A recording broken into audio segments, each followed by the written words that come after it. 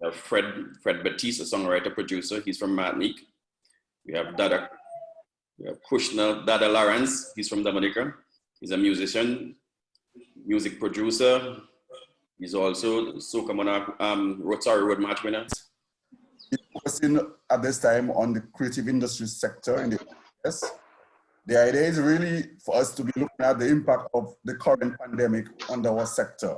As we know, our sector has been heavily dealt a big blow, and we're seeing a major disruption in activities throughout the creative industries sector. We felt it's important for us to gather creative people, entrepreneurs, creative entrepreneurs, and others involved in the creative industries so that we can engage ourselves in meaningful conversation about, first of all, the in-COVID situation, and really for us to look at ways for a reset of the industry once the pandemic is over. Recognize the important contributions that practitioners, artists, people involved in the business, and others can make in really helping to transform this industry once we get over this pandemic.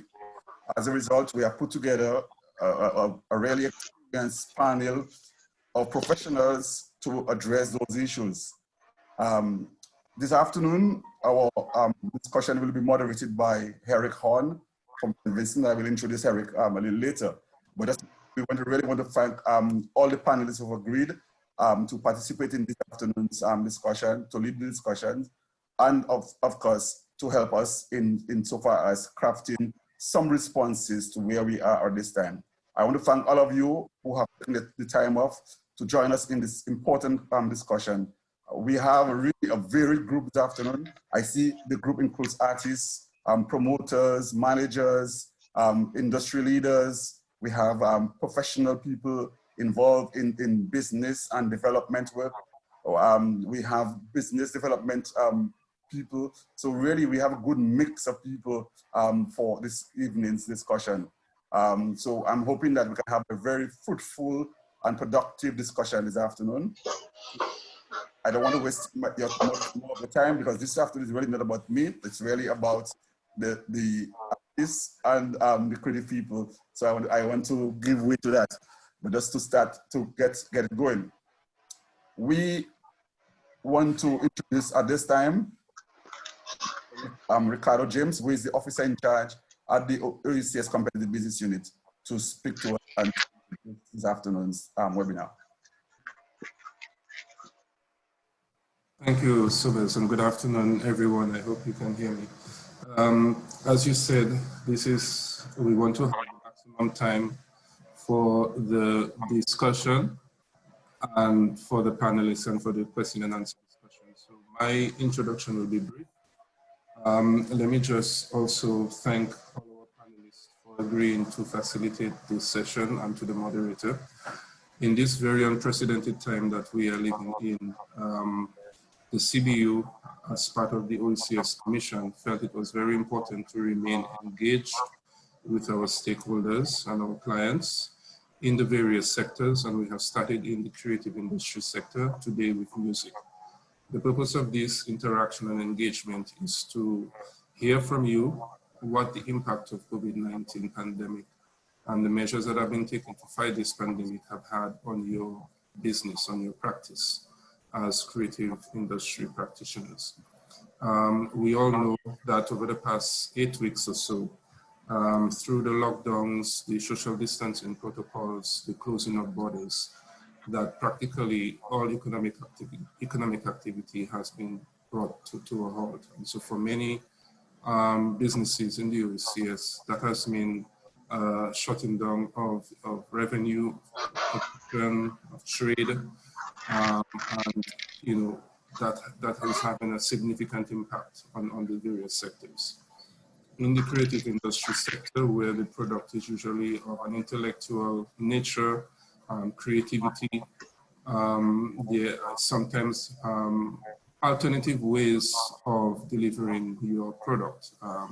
And we have seen that being done recently through different online performances, online shows, And so through this discussion today, we would also like to hear from you, what are the opportunities this COVID-19 crisis is presenting? Because all crises are usually a time for looking at new opportunities that could come from it. So let me just thank again all of the participants. The moderator will explain how it will work in terms of the question and answer and the discussion sessions. But we would really like to have a very interactive discussion, and we look forward to hearing from you.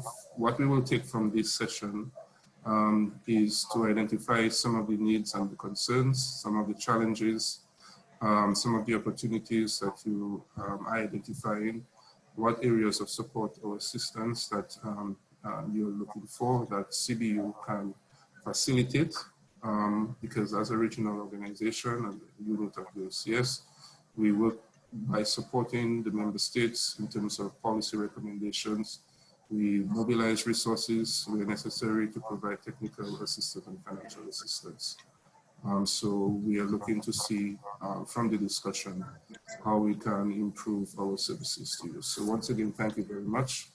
And I wish all of us a very fruitful next 2 hours of discussions. Thank you. Thank you, Ricardo. I just want to say a big thank you to I recognize the presence of several practitioners there, I would say, and we have people from across the region, not just the OECS, we have from Jamaica, we have from Barbados, Trinidad, and Tobago, and of course for the OECS. I think I should give a special shout out to Ms. Francis from the Caribbean Caribbean Export Unit. Alison, great to have you. And many others. I see Yvonne Egad from the Coalition of Services. Really happy to have all of you guys here this afternoon. Yes, so this afternoon, or as I said, our moderator will be Mr. Eric Horn, who will be moderating this afternoon session. We have put together a panel of professionals from throughout the Caribbean, from the OECS region. And so let me just introduce Eric, and who will then introduce the panelists. I don't want to go do the introduction of the panelists, we can do that. But I just want to say that Eric Horn is from St. Vincent and the Grenadines. He is the managing director of Island Network, which is a management company based in St. Vincent and the Grenadines. So he does artist development, promotion, entertainment of activities, and generally, Eric is really involved in the development of the music and entertainment industry, not just in St. Vincent and the Grenadines, but throughout the OECS. Eric has been one of the frontline leaders in the music industry business, working with the CBU over the last several years. And so I'm very pleased this afternoon to have him as the moderator for this afternoon session. Eric, take it away. Thank you, Sobers. I must say it's a great pleasure to be a part of this discussion today. It's such an esteemed panel. Let me introduce the panel to you first. I think we're still waiting on one of the panelists. You join us shortly.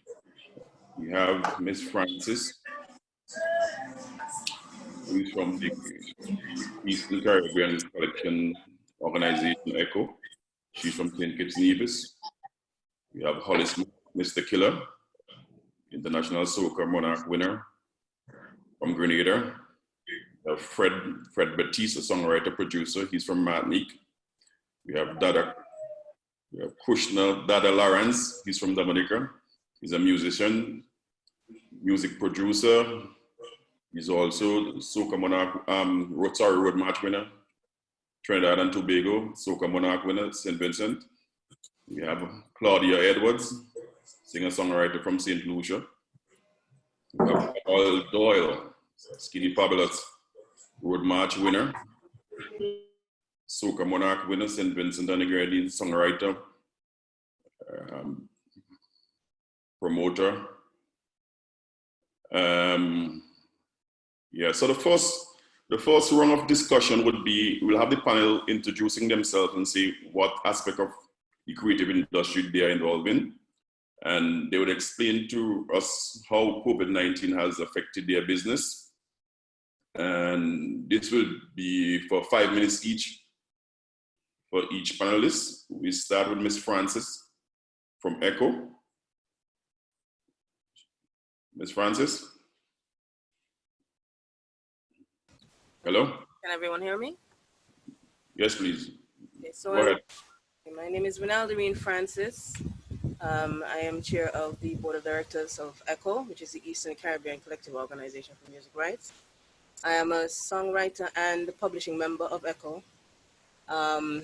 By trade, I would say I am a woman in ICT. I am a graphic designer and web developer, as well as a 2D animator. In terms of what has happened to the organization ECHO during this time, I would just like to do a short presentation, and I'll put it up right now. Hold on.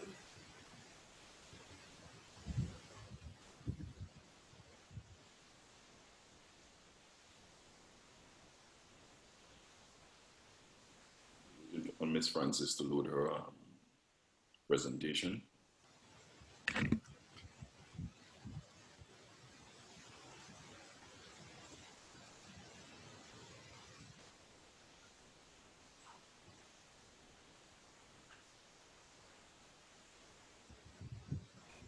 Okay, so let me first by giving you a short introduction of, who ECHO is. And ECHO is the Eastern Caribbean Collective Organization for Music Rights. It's a society of writers and publishers of music. Through reciprocal agreements with collective management organizations, otherwise known as CMOs, throughout the world, and we also call these CMOs societies, ECHO represents and can license virtually the whole worldwide repertoire of copyright music for public performance, broadcast, cable transmission, online and mobile use in the Eastern Caribbean. In addition, ECHO also issues licenses for mechanical production on behalf of writer and publisher members, and is planning to perform similar tasks for the related rights of producers and performers of sound recordings with respect to the right of equitable remuneration when recordings are used in broadcast and or public performances, directly or indirectly. Okay, so the topics that we want to cover in the first 5 minutes would be challenges and opportunities. Major challenge for ECHO is licensing. And even before the pandemic, ECHO was experiencing the problem of low compliance in the region. Now, almost every business sector paying licensing fees to ECHO has taken a significant hit due to COVID-19. And as a result, ECHO is collecting less revenue, which means less royalties to distribute to our members and the rights holders of sister societies for the year 2020. For example, for the month of April, ECHO has lost approximately $250,000 in licensing revenue. And the uncertainty of the end of this pandemic makes it difficult to set goals and timelines on licensing initiatives across the region. International societies are also faced with the same problem due to social distancing and lockdown. And in light of this, ECHO members will more than likely see little or no returns from the international market unless they have a significant presence in the digital and virtual arenas outside of ECHO's coverage, or until the global economy recovers. Even though we are having challenges and licensing being, our major concern, there are also, I would say, there are opportunities for the creators. Opportunities such as increasing the online presence of, for Caribbean creators and performers. And our people involved in music have thus far placed heavy emphasis on live performance in person and not leverage the advantages of having an online following. Now, going forward, to take advantage of the new normal, they will have to spend a significant amount of time creating and maintaining this online presence. Example, Facebook, we're seeing a lot of live streams and little mini concerts on Facebook. They must also have social media profiles and also website that showcase their work and content. Some individuals, especially me being a web developer, I've been getting calls and inquiries about getting an online presence and of course being able to sell their songs online without them having to use, other platforms such as like iTunes and etc. They actually want to cut out the middleman and keep the money in their own pockets, keep all the money in their own pockets. Okay, their work should be placed on platforms which would provide streaming, downloading, etc. in order to monetize their online performances. There's also the opportunity for more collaboration. Now, there needs to be more collaboration amongst the creators and performers during this time.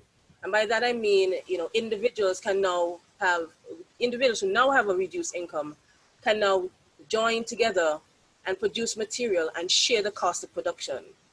And keep themselves busy in the meantime and motivated so that they can keep their catalog, they can keep increasing on their catalog for when the pandemic is over. At least they would have built, a larger fan base, for example, and also those who may not have been visible before, they now have the opportunity to collaborate with someone who may be a little more visible than they are, and Ms. Francis, Hi. One more minute to round up. Okay, all right. And the last, I would say, for opportunities would be to complete unfinished business. Now, creators need to educate themselves about the industry. So the creators need to take the time out, understand exactly what it is they're into, understand what it is they need to do, and associate themselves with the works that they have assisted in creating. There are still many who have not joined CMOs, and those who have, they have not logged their works. Now is the time for creators to catch up on the paperwork. Therefore, above all, before the creations of posted online and live streamed, your CMO should have received the necessary notification of works forms, split sheets, publishing contracts, whatever paperwork is necessary to ensure the works publicly performed can be matched easily with the rights holders. Now, ECHO has, in order to assist members in doing so, ECHO has made the membership forms, the application of becoming a member of ECHO, it's now available online, as well as the notification of works forms. The creators can now fill in those forms and submit them online. And that's it for me for now. Thank you, Ms. Francis. I'm sure as the discussion go further, you can go into more detail as you proceed. I note that you said for the month of April, there was a loss of revenue, hence creators would not be compensated. We take note of that, and further in the discussion, we'll address. The next panelist we have to present, tell you a bit about their business and how COVID-19 has impacted his business is Mr. Hollis Mop from Grenada, Mr. Killer, who is a songwriter, promoter, a producer, you name it, Mr. Killer is it. Mr. Killer, take it away. We're not hearing you. Can you unmute your mic, please? Yes, sir. Right. Thank you. Yes, blessed good evening to the you, Eric. Long time I haven't seen, brother. Thank you. And a pleasant good evening also to the panelists, everybody here that is on this meeting this evening. I think it's, first and foremost, I should say, I think it's a very good idea to have this sort of discussion, especially in this time, so we can actually share this information and also share our experiences. So as Eric said, I'm a singer, songwriter, artist, performer, promoter, studio owner, also own a radio station here also in Grenada. Oh, sorry. Yeah, a radio station owner also here in Grenada. Well, the pandemic, first and foremost, as I think cut all of us off in our tracks. And I think most of us here could have seen, well, I've been hearing from everybody, 2020 would have been the year, you know? And first taking away that income as an artist, which is the first love, the first job, as I call it, it takes away completely the money that we would have been making on the road while traveling, doing shows and stuff like that. And with that, it also cut for me, the problem I'm having is that when that is cut, everything else on the kind of suffers. You know what I mean? The money that you would contribute into building even your community, the things around you and stuff like that, also that suffers. With the promotion, that also get cut through the carnival being cancelled and stuff like that. That is like almost like, well, not almost, a zero income when come to that. The studio production could still happen, but everybody now is watching the dollar. Everybody is taking their time in the way that they would spend their money now, how careful they would be in spending their money. So even artists that would want to record a song now wouldn't have the spending power they would have had before COVID-19. So that also cut down the production level of your, well, not just the production level, because I still producing for youth, but I'm doing it now for them free, right?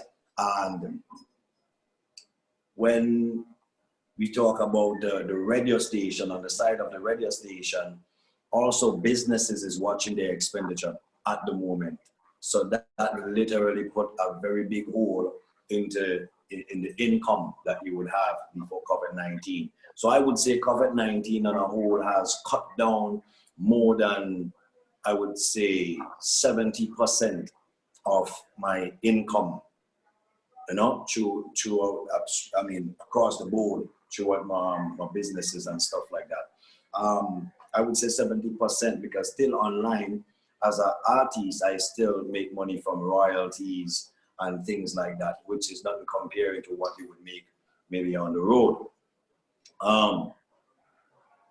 My biggest thing is that COVID-19 at the moment also take away a big part of my life, the way that I am as a person, being able to connect to people. And when we out there traveling, most of my friends now, because I'm doing some programs on my radio station, I have one tonight at 8 o'clock, where I have friends from around the world sharing information, psychologists, we have people, healers and stuff like that. And those people is people that I met while traveling. So COVID-19 has taken away the ability to also network. And networking is what really brings us most of our business. So it cuts out the ability to network almost completely. And with that, we are also, well, I personally are suffering from not being able to connect to the people, not being able to connect to the fans and stuff like that. But when we talk about the business aspect of COVID-19, I think COVID-19 has literally kind of crashed the entertainment fraternity when it comes to performances and shows and all of that. I think it's a complete crash, you know. And at the moment, we are trying to come up, well, I have some really, I think it's some big innovative, you know, creations that I have going on in my mind at the moment, because I like performance. I like to be able to showcase. I like to be able to give people a show, you know. So I am literally creating some ways now to create some performances that will be way different from what we have been seeing in COVID-19. and give You have people one round up for me. yeah, okay, and give people a bigger vibe to connect to, you know, when it comes to performance and stuff like that. So at the moment, this is what it is for me, trying to create new ways, new avenues to actually reach people, to get people engaged, and to also take performance back to a level where it was just not together, but cyberly. Thank you, Mr. Killer, for your opening remarks and letting us know how COVID-19 affected your business. Notably, you said that performance, which is your main source of revenue, has been hampered. So then again, we see the need for practitioners to widen their revenue stream, looking at other ways to exploit their intellectual property. So this is one thing we take note of. We'll come back in our discussion later in the program. We'll touch it. Thank you, Mr. Killer. Fred Jean Baptiste from Martinique. He's a songwriter, producer, a dear colleague of the OECS. You have 5 minutes to tell us how COVID-19 has affected your business there in Martinique. Yes, everybody. Hi, everybody.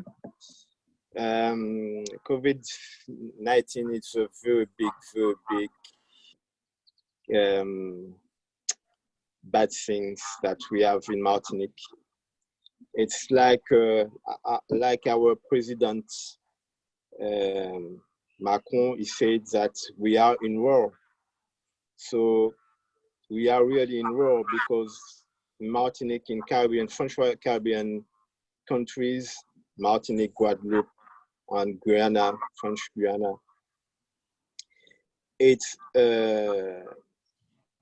very hard for us because everything during the confinement, during 2 months, everything was closed. Every entertainment place was closed and should be closed for a long time. We don't know right now when everything will be able to open. If it could be, they said it should be open in September, but it depends of the evolution of the pandemic. So for our creative industries is a very bad things because musicians, singers, studios, producers don't have work and they can't work. So we think that everything should be better in the end of the year, but for that times everything is really it's down. Everything is down, and right now we try to find different kind of solutions. We work on different kind of projects to find a good economic system to make it happen after the COVID-19. And we had for that times up to have some help from some administrations and to help us, like la SACEM for the artists and the CTM helps the artists in that situation. But that we have to know, it's just on a short time. So for the long times, we have to organize themselves to find the way to make business with the COVID-19. So it will be a very big and hard work for us in our countries. So I think that the networking should be the good way for us to work through that situation, because alone I don't think so. I don't think that will be easy for us to work and to live, because as our friends before say, or at least before he said that the COVID kill his business and kill him. It is the same for us. So I think we have to work together to find the good the good way and the good solution to work inside that pandemic. Fred, you have 1 minute to wrap up. Okay, so for my conclusion, I think we have to work together in Caribbean music industry. We are more to connect ourselves and try to find good solutions. We have, I think, on the social media, we have good opportunities for that.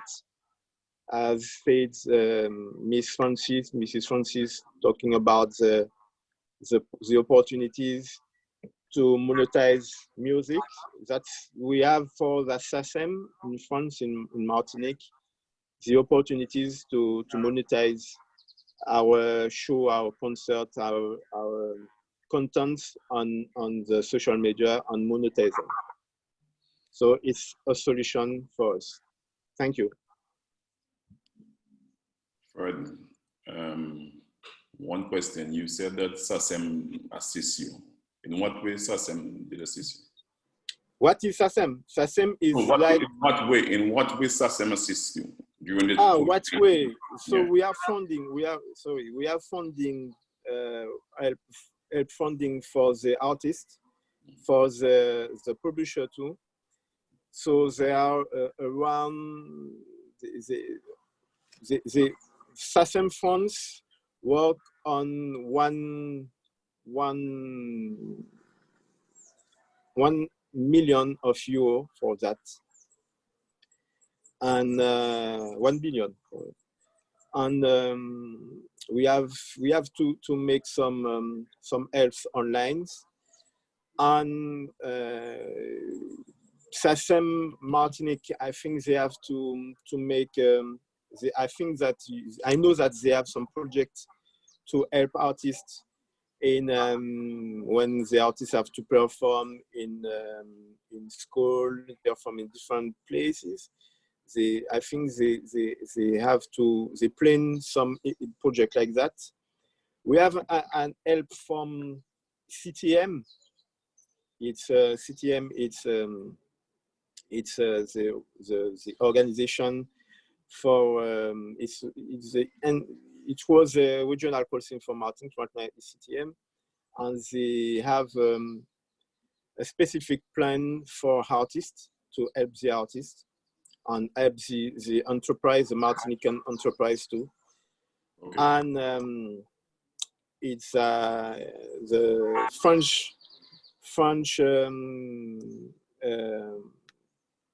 help us too for all the industry, all the enterprise, all the enterprise, different industry, different way. And for that time, that's it. But it's very short because it will be only for a short period. Okay, so thank we you. have to. I'll bring you back in the discussion as we go along. We now have to move on to Dominica. We have one of the most sought after producer, Krishna Lawrence Dada. You have 5 minutes to tell us how COVID-19 has impacted your business. First and foremost, blessed greetings to everybody. And my business, I'm a music producer from Dominica. Been producing music for over 15, 16 years, 17 years. and really been working all through the OECS and the Caribbean, doing a lot of significant projects and so forth. And this situation for us is really a telling one, because as Mr. Killer said, nobody saw this coming, and so therefore we were unable to prepare. You cannot even prepare for something like that, you know what I mean? So a lot of things happen and is happening, and the music business will never really be the same again.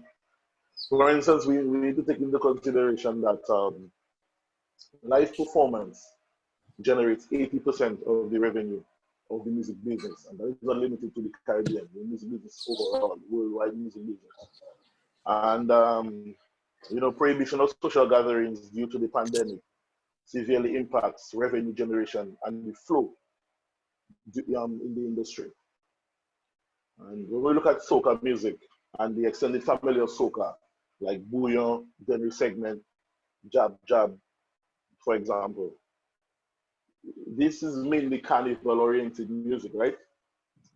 And is largely consumed in social gatherings such as fetes, festivals, carnivals, Juve morning, that kind of thing.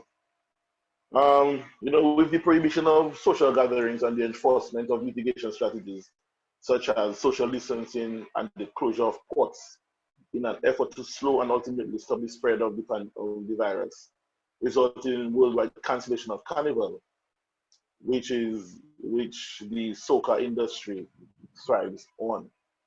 So, I mean, goes back to the first point, that the live performance is 80%, generates 80% of revenue. So you obviously do the maths. If 80% of the revenue generator is not there, then that means we have 20% to rely on. And Mr. Killer really spelled it out. Right now, everybody's cautious as far as finances, the use of finance and all these things. And that is basically the situation we have, and that obviously impacts how people feel about, the work and stuff like that. So what can we do? Is now is the time, as I think the chair of ECHO, Ms. Vanilla Francis, mentioned about, getting registered with the CMOs, the different CMOs, like ECHO, SACEM, COT, COSCAP, ASCAP, PRS, whichever territory you are in, and ensure that your music is properly registered so that royalties can be generated. But then even so, with the halt of economic activity in the Caribbean and worldwide, revenues will, these companies are not really generating revenue on behalf of us, because no music, no concerts, no licensing is being purchased and all these things. So that's another blow, but still it's a good thing to have. Another thing is the distribution of music or material that we create. We need to have distributors so we can, have a bigger footprint in the digital realm these days, because that is the new marketplace for the music. 1 minute to wrap up. All right. Yeah. So it's human beings are adaptable. The same way when the digital age of media came in with MP3 and all these things, it crashed the record industry. As far as CDs and vinyl and all these things was basically became dinosaur. So we will adapt to this, but it's different, and but we will get there. So we need to focus on other things such as branding, merchandising, licensing and synchronization deals, publishing. We need to also look at publishing as a way forward, and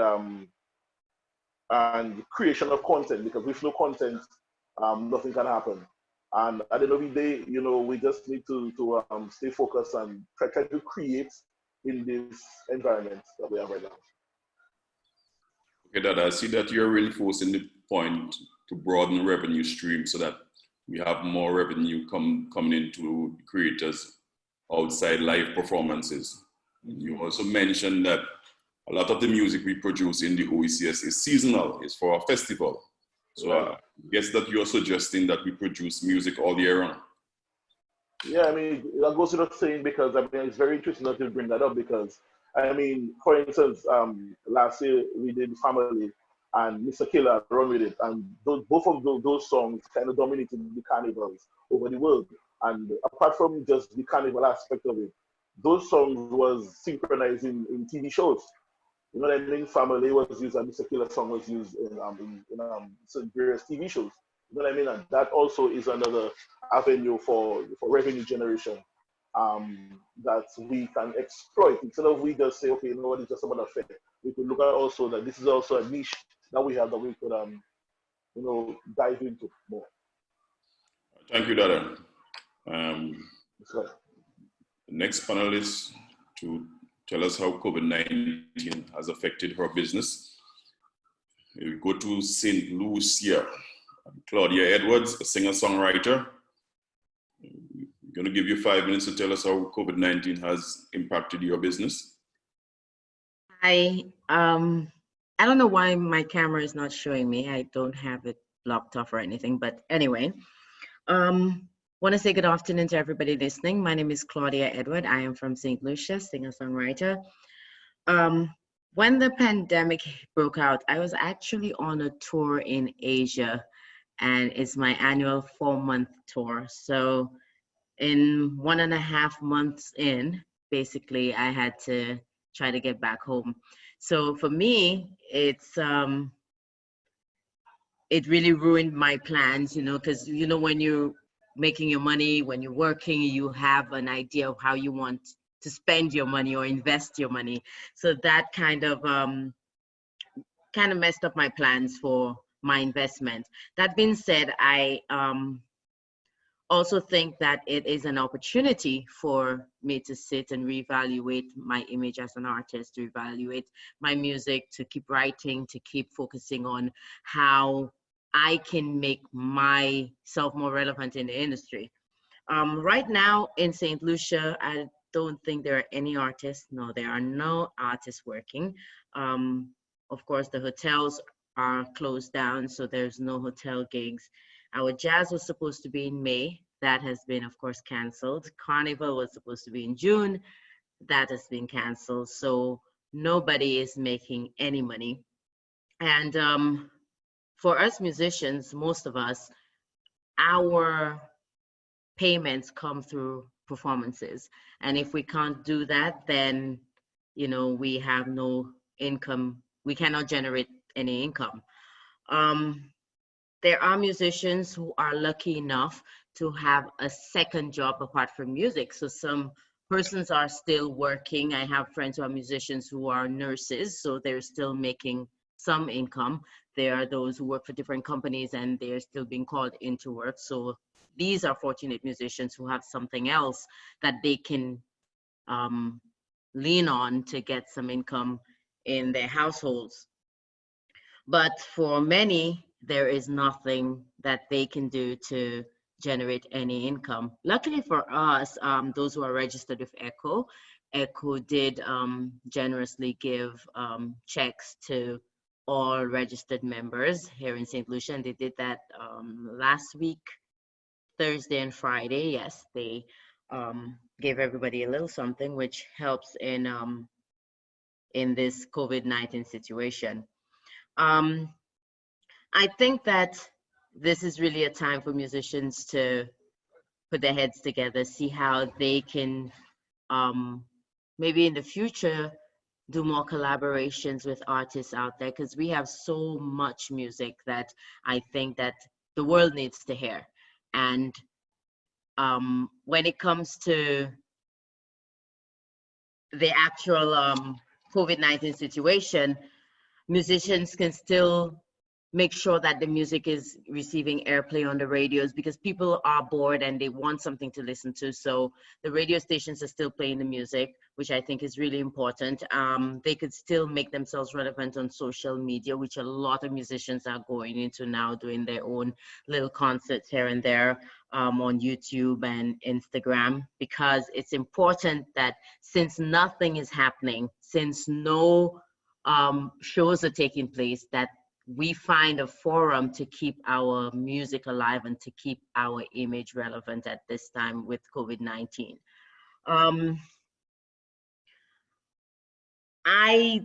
I think most of what I have to say has been said by a lot of the other participants. COVID-19 has definitely put us in a position where we don't know what's going to happen. We don't know what tomorrow holds. We don't know how soon this will be over.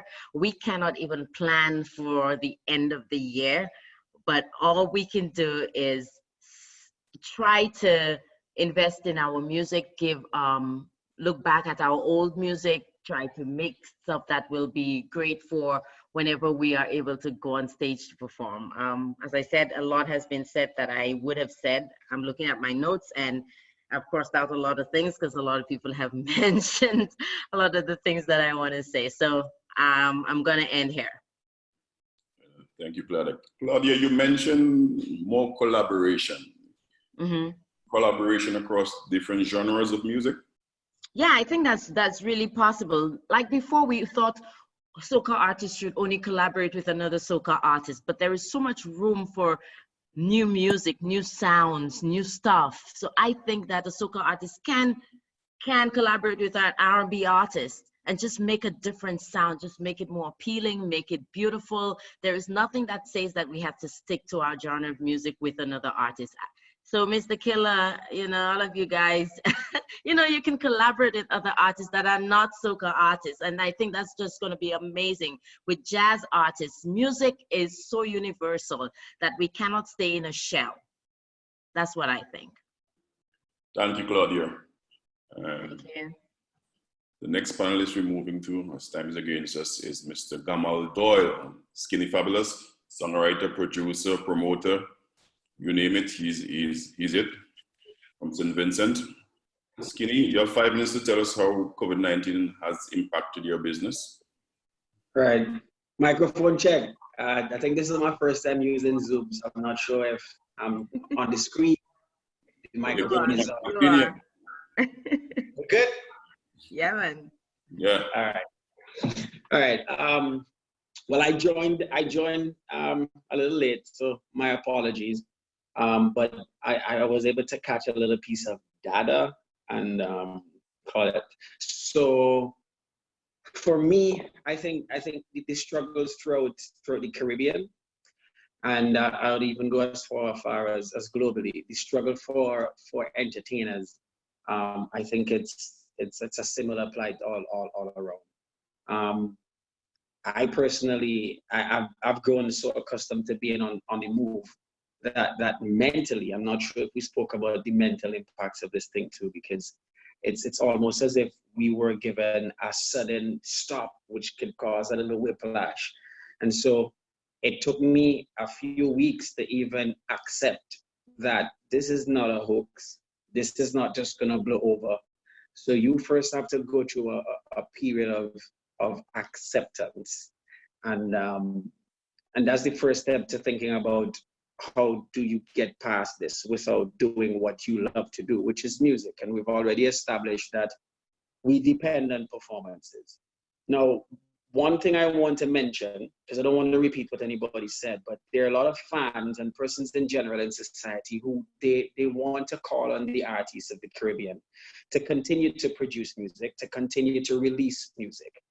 However, it's a conundrum. It's a problem unto itself, meaning if you want to produce a proper song with proper sound, you have to invest in your sound, you have to invest in your song.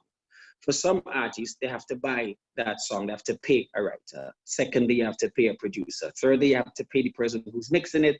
And fourthly, you have to pay to promote that record. When we put out songs, we don't just do it sometimes for the fun and because it's a hobby. Yes, it's a hobby, it's our passion. But each song that we produce is an investment. And so how it's very challenging, easy to say, hey, why you should release music.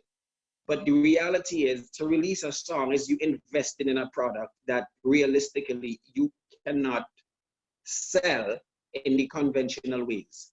And the conventional way for us to sell a song is to perform it live to be active, be on the ground, give your best performance, bring that song to life.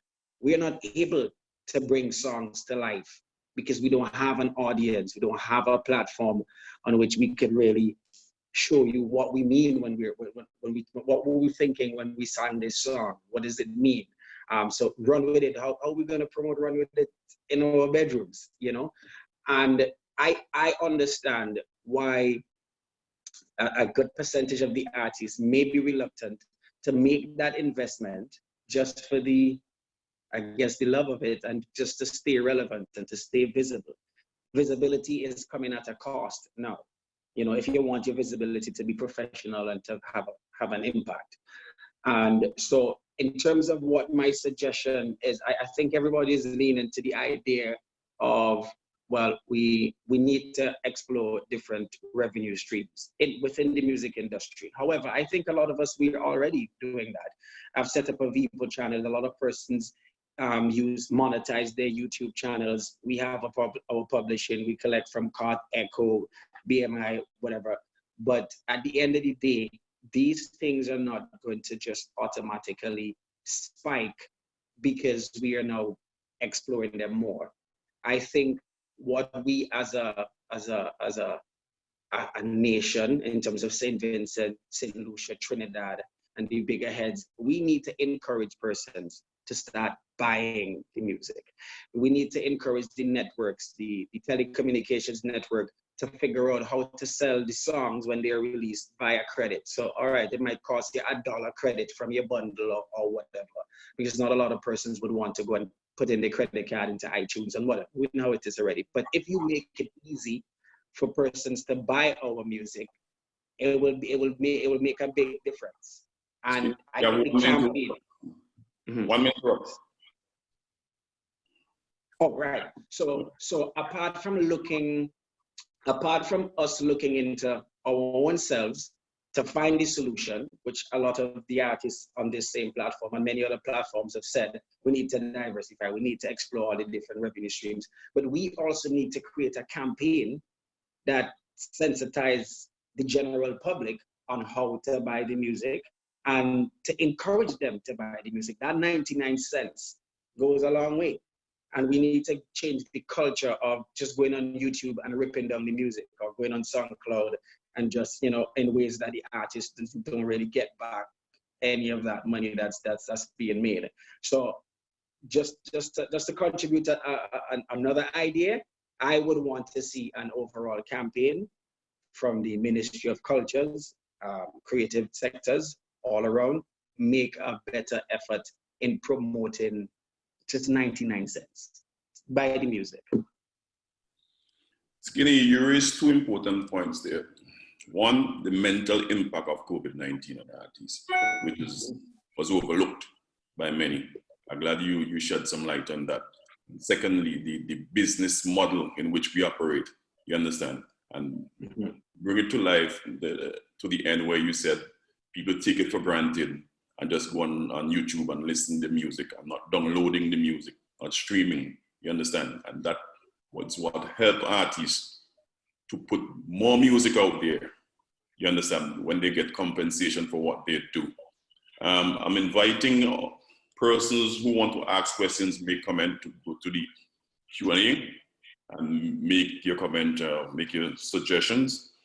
But to continue the discussion, right?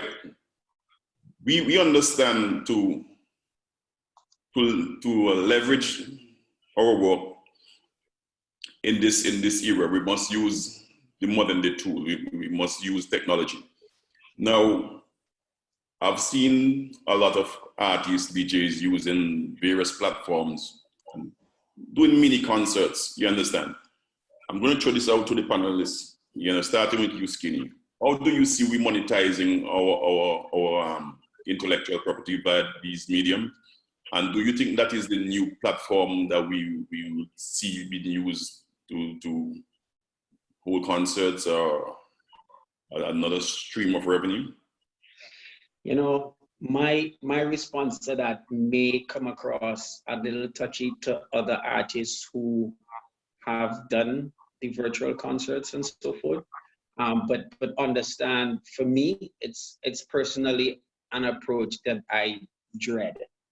I am hoping that this is not what we will all have to resort to being in our living room singing to a phone and singing and connecting with fans via just messages on a chat board. I'm hoping it doesn't come to that. But as it stands currently, there is no real way to monetize, well, not via Instagram, to monetize the viewers that you're getting, except for you to put your Cash App or your PayPal info and have persons donate. And there's a certain level of, I don't know, to go from performing on stage, being hired, pre-arranging what your rates are, to then going on a live to have to kind of ask for donations, it can mess with you mentally, because it's I don't want to say it's degrading to an extent. And then your fans would think like, yo, you're doing it for us. Why would you want to charge us for it? And I'm doing it for you for real. So why would I want to charge you for it? It will feel wrong if I do a live concert and I'm charging you to just see me perform in my living room.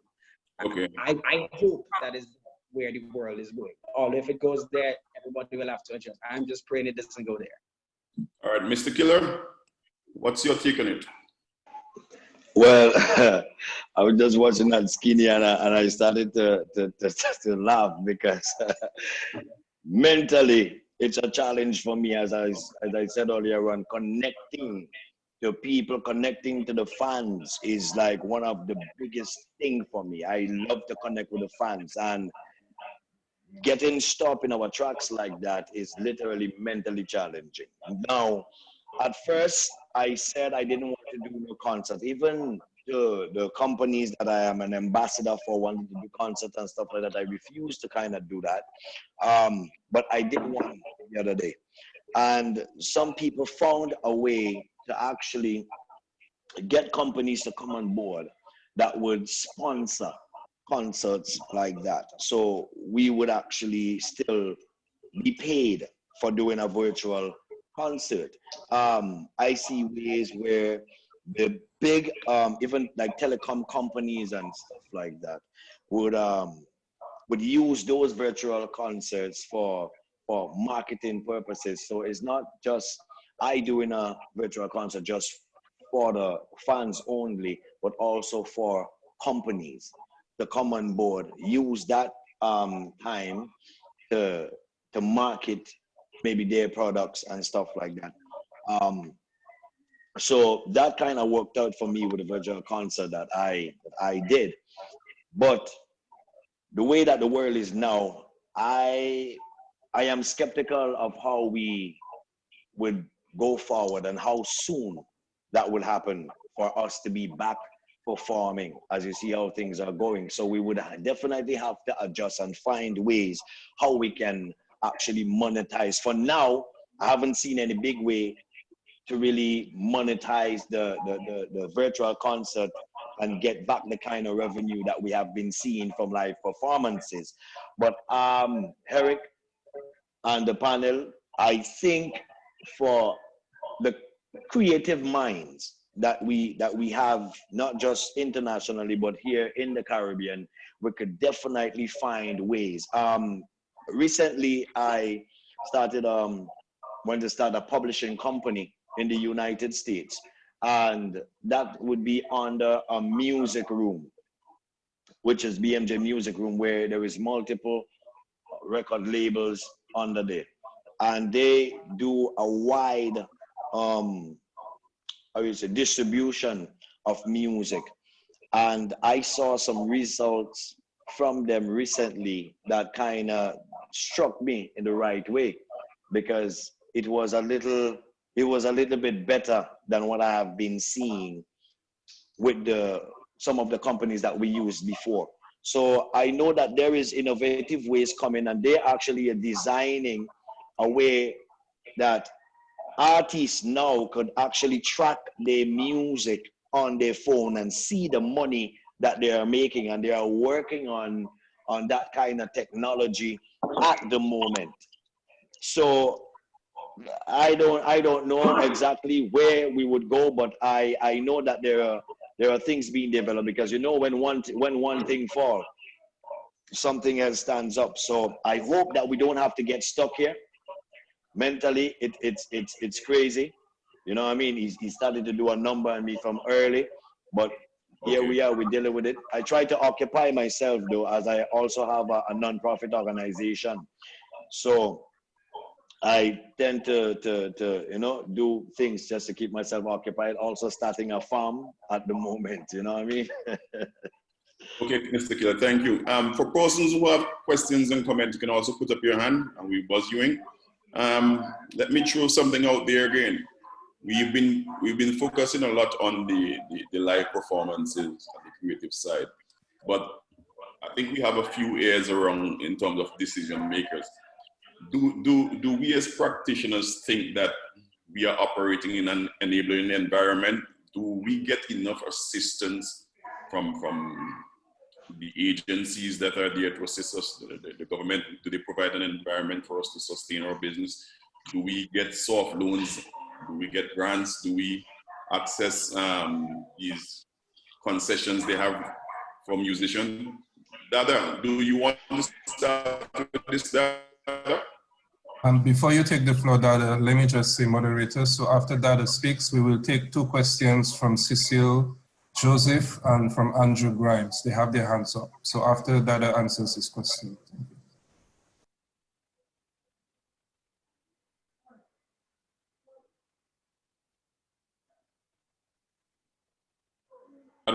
No, Dada.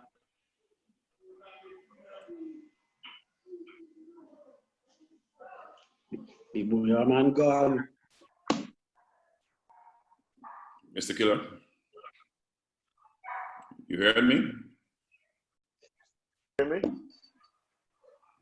Okay, Dada, you hear? Yeah, I can hear you, Eric. I wasn't hearing you a while ago, but I can hear you now. Okay. Yeah. I was saying that the question, when you was giving the question, it was breaking up a little bit, so I don't get everything. Okay, I was just saying we have a few areas in terms of decision makers, and I was wondering if we as practitioners, do you think we operate in an enabling environment, one that makes it easier for us to build our businesses? You know what I mean, in terms of accessing grants, soft loans, concessions. I mean, I'm trying to be as diplomatic as possible with my response. Yeah, I mean, I cannot speak for the other islands in the OECS, but in Dominica, I mean, you know, we are.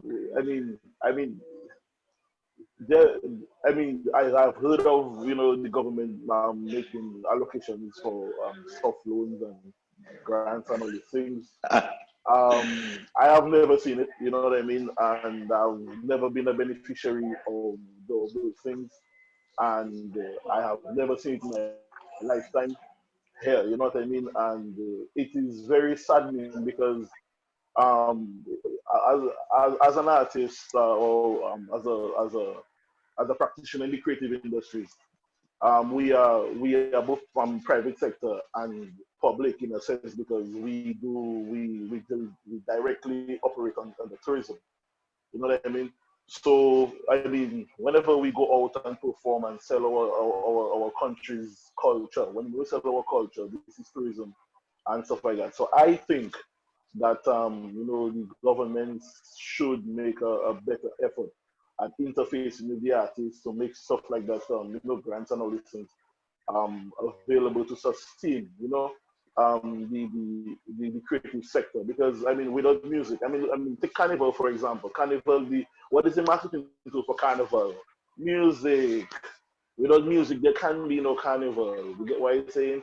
So we really need to but not create bad energy and this thing. So we need to find a way to get the people that can contribute into making the environment a little bit more pleasing for development, you know, to enable growth, to, you know, to look at music instead of in a way frowned upon, to say like anybody without a degree or formal training can come in, but you look at it in a way where, you know, we can create a brand, because look at Bob Marley, and Bob Marley basically is the driving force behind reggae music, and reggae music is made Jamaica one of the biggest tourist destinations from the Caribbean. You know what I mean? And that directly came from Bob Marley. You know what I mean? So there are ways that we need to look at that, especially in terms of interfacing with governments. So yeah. Eric, Okay, Dada. I think we have a couple people whose hands are up. Yeah. So if you could if you could pick them up and try to get them to, and Darren will unmute them. Okay.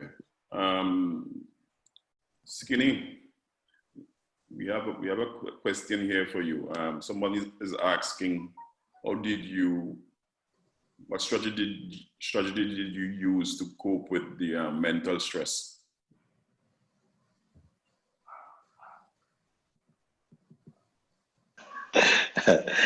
TikTok.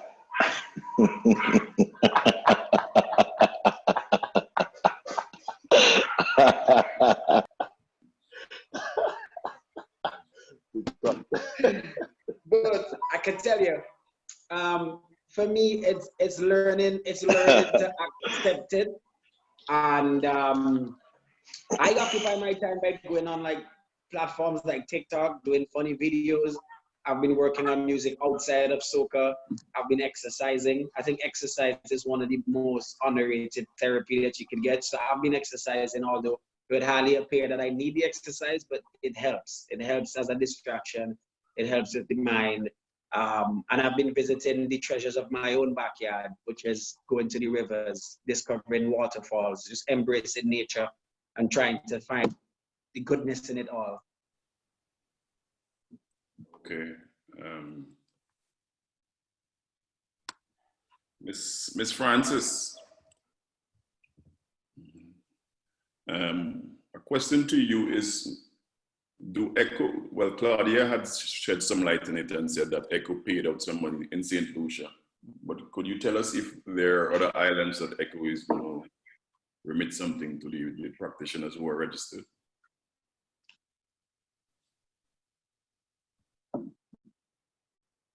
The monies that we distributed went out to all the OECS territories, to all our members actually, over 770 of them. So in St. Lucia, where we have the largest number of members, Antigua, Dominica, St. Kitts and Nevis, St. Vincent and the Grenadines, Grenada. All our members received some money from that payment. I would say that the only regret that I have is that if we had more compliance, we could have done a lot more. And if we were able to, the fact that we're able to do this at this time, of course, it's important for our members. But there are other initiatives that we could implement if we had more compliance. You know, ECHO is a non-profit organization, so there's only so much that we could do. So, you know, the mental strain. We spoke about the mental strain earlier, but the mental strain that this whole pandemic has had on our members. Some of them, you know, worked in the hotel industry. The hotels are closed down, and their means of income has been more or less pulled from underneath them. And there's also those individuals who actually rely on their royalties. But there's something that is very important to note, that we have members who are deceased, and those individuals that are deceased, our members, their families have been able to benefit from the payout that we made. Of course, you know, copyright goes up until 50 years after the death of the owner. So things like these, it's important for us to be able to, we can't really enforce much. The most that we can do, if we go and we find out that a music user is not doing what they're supposed to, we try not to take things to court, but a lot of the times that is what ends up happening. But we try to avoid that. And especially now, I mean, us trying to take someone to court right now would be terrible, if you understand what I'm saying. But there are other, I have with me the operations manager, Vanessa Motley, and I would allow her to say a little more about that question. So be brief for me, please. Vanessa Motley. Okay.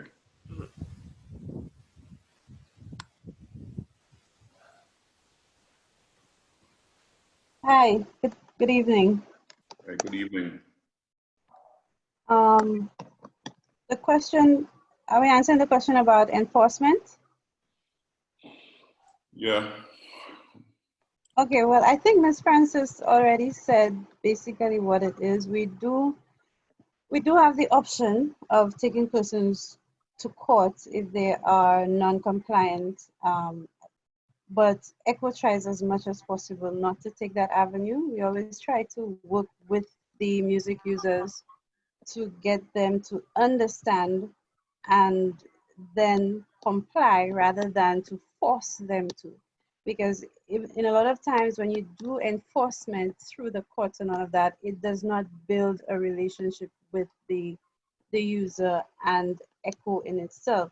And when persons do not understand, it makes it a little bit more difficult for them to want to be part of something. And we would want ECHO to be seen as a good thing, which helps the persons who create the works that we all listen to and enjoy, rather than being some entity that just wants to take people to court and be rough about it. We want everybody to get the sense and understand that intellectual property is just as any other property, just as how you would pay for a car, for your house, or if you want to rent something, is the same when it applies to music.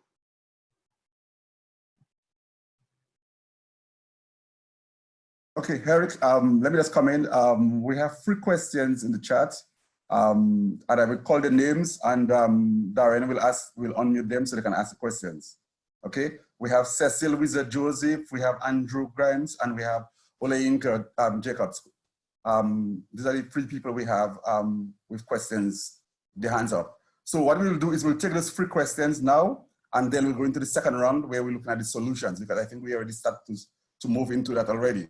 So let's take these 3 questions, and then we can ask the panelists to go into the second round. Okay, can you take Darren?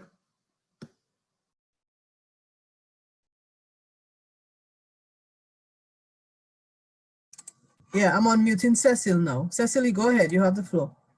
Yes, good night, good afternoon, good morning, wherever you're located. I am the Wizard. I'm a producer, I'm an artist, and I'm a concerned artist as well, alongside as a concerned producer. My question is, how expensive would it be? You guys hearing me? Yes, we are. Okay, how expensive would it be for us to have our own type of iTunes, our own type of YouTube? Because if you look at the situation that we're going through as Caribbean people are one, because when there's things like Labor Day and so on, we come together. So if we are in the Caribbean and we have our own type of platform, I think, to me, to my knowledge of music and how music is being sold on the internet via iTunes, via streams through Spotify and so on, we should have our own type of iTunes and Spotify, and also our own type of YouTube. Because if I want to get streams, I have to distribute my music with other people and I have to collect that type of money. Whereas I could maybe get more than what I get in right now.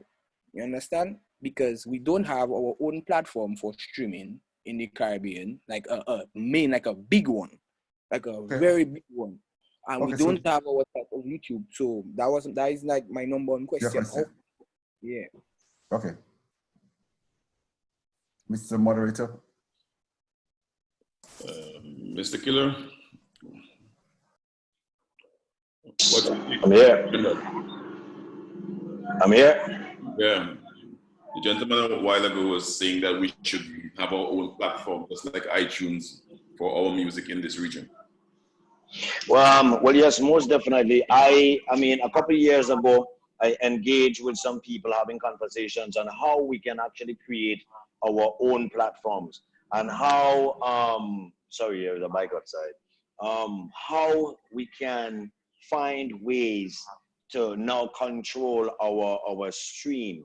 To create those platforms do take a lot of money, as you would need the level of storage and the design of the firewalls and the back end of those kind of platforms to be as monstrous as it is. It will literally have to be created, and I guess as much if you don't have the financial power to really design and to have the team to run those kind of platforms, it will be very difficult.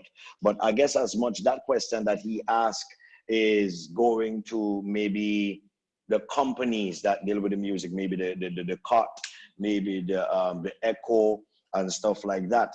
But as an artist, as I said, I now is going down the road where I would have my own platform to distribute, also to publish, which is under a bigger music room that has a very wide reach, a very large reach.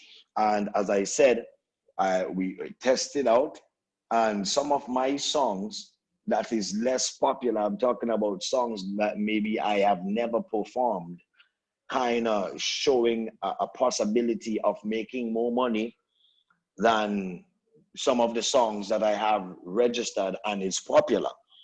You understand what I'm saying? So I know that there is yet a world out there for us to kind of tap into and understand even a little bit more as artists when it comes to monetizing our music. But I think if we really come together and we could find the right funding, as I said a while ago, Eric, we are in a society where I see that the big organization, the corporations that surround entertainment and also benefits from entertainment, I don't think that they put enough emphasis on helping the entertainers, the entertainment, and the fraternity itself really grow. In that conversation, I think there is a lot of people here that would kind of agree with me or have the eyes to see that there is something happening now. I can't remember exactly. I think it's the Caribbean Development Bank. That there is there is something happening now where you can actually call funding for grants. Yes. Yeah. So now I'm kind of looking into things like that. But I also worked on projects, Eric, where there was money allocated for the development of islands, right? And I've been to some of those seminars, and some of those monies was supposed to go into the development of young business people, entrepreneurship projects, little cluster projects and stuff like that. And a lot of the time, entertainment is not seen as a very important, you understand, business. And even in tourism, as Dada said a while ago, I think entertainers is literally working for tourism, even if they don't want to, or if they didn't sign up for that. I think I have market my country, my island, as even way more than tourism themselves as did at time. So I think we need to see more collaborations, not just with the artists, with artists and artists. Like I'm doing a song with T-Pain, I'm doing a song with dancehall artists, I'm doing a lot of collaborations. But what about the collaborations with the government and even some of the businesses from the private sector that actually benefits from the entertainment, so that we can come together, find the people who might have the financial power, and then start developing systems that can support our music, and financial structure could be applied different. Thank you, Mr. Killer. I'd like to say something about the online streaming as well. ECHO, being a founding member of the Association of Caribbean Copyright Societies, we are actually in negotiations with companies that we are going to create a streaming platform for our Caribbean creators. This is a joint effort between ECHO, COT, JCAP, COSCAP. We are working on it. We actually, like I said, we started negotiations, but the COVID-19 kind of put a little pause on things, but it is a work in progress. So rest assured that we are working on it. Okay, thank you, Ms. Francis. Thank you. Eric, we have two more questions. Okay. Let us take one more. Yeah. Can I get Olenka, Darren?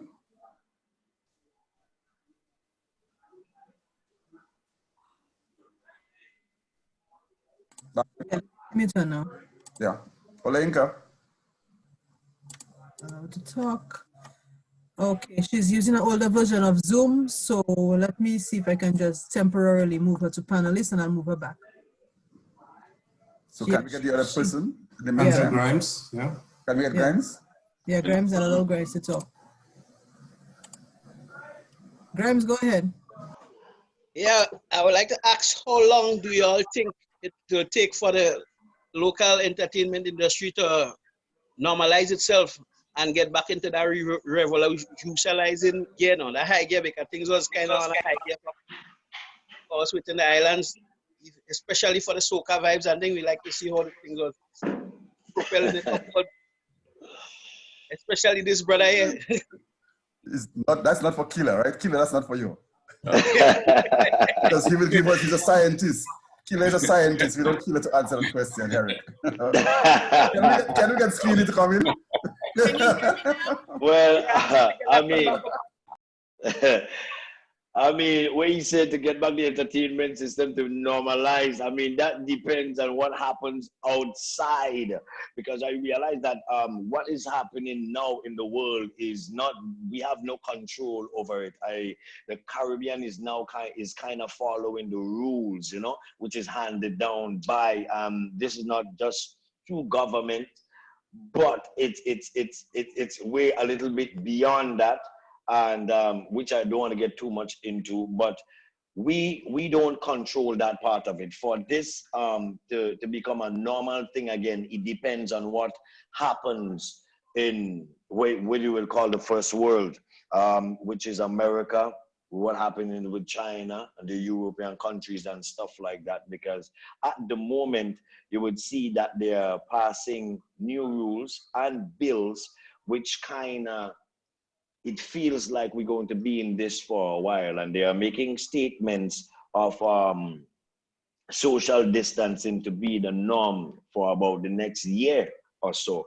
So it does not seem like we are going to be going back. In the Caribbean, there was a possibility if the leaders of the Caribbean, as I say, the leaders of the Caribbean could pay attention to the science that is happening here in the Caribbean and not just trying to follow what is happening outside. Because if you look throughout this whole pandemic, there was a little difference within the science that is happening, and with the cases and stuff like that is happening in the Caribbean. We are getting over the virus stage a little bit different and quicker than you would say the United States or Europe, or even, well, it's a lot. It's a lot.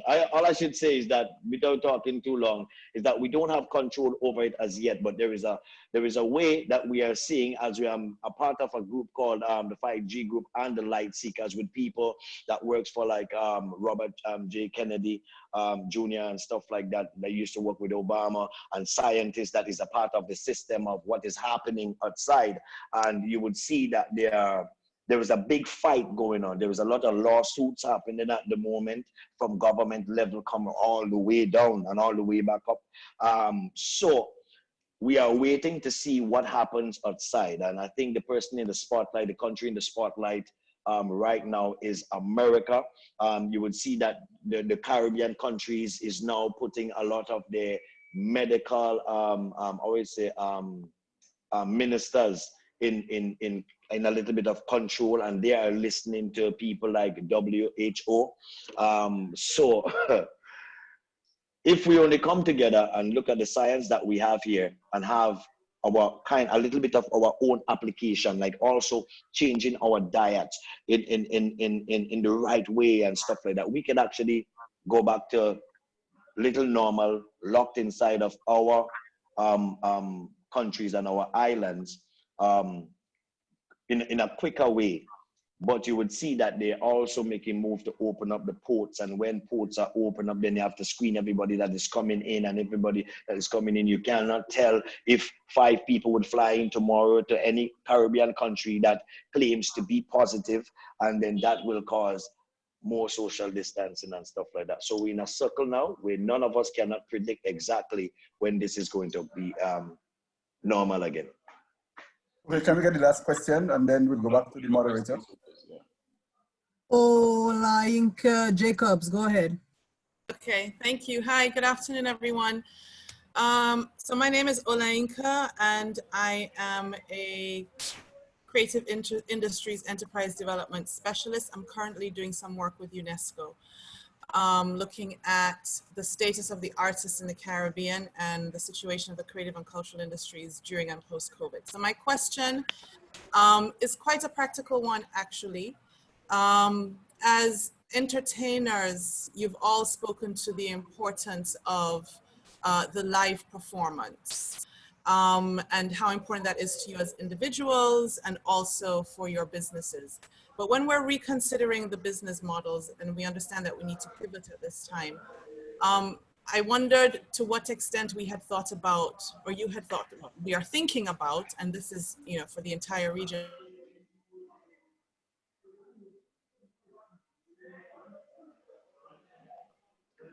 Whoa. Yeah, her connection is very bad. She has a very bad connection. Don't necessarily agree with this. And because of, you know, the opportunity to be able to stream, as you said, and also use technology. So I wonder to what extent we were considering consumer behavior in looking at the enabling environment and also the new business models that we have to create in order to be able to continue doing business in our sectors, especially the entertainment sectors.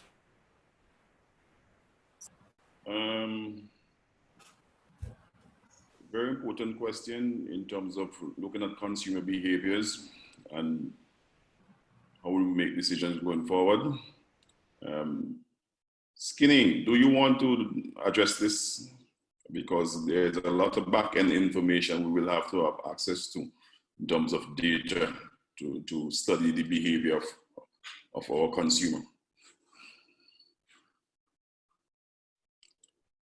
We're not hearing you, Skinny. Unmute your mic there for me, please. All right, cool. You hear me now? Yeah. Yeah, I think that would be more effective coming from,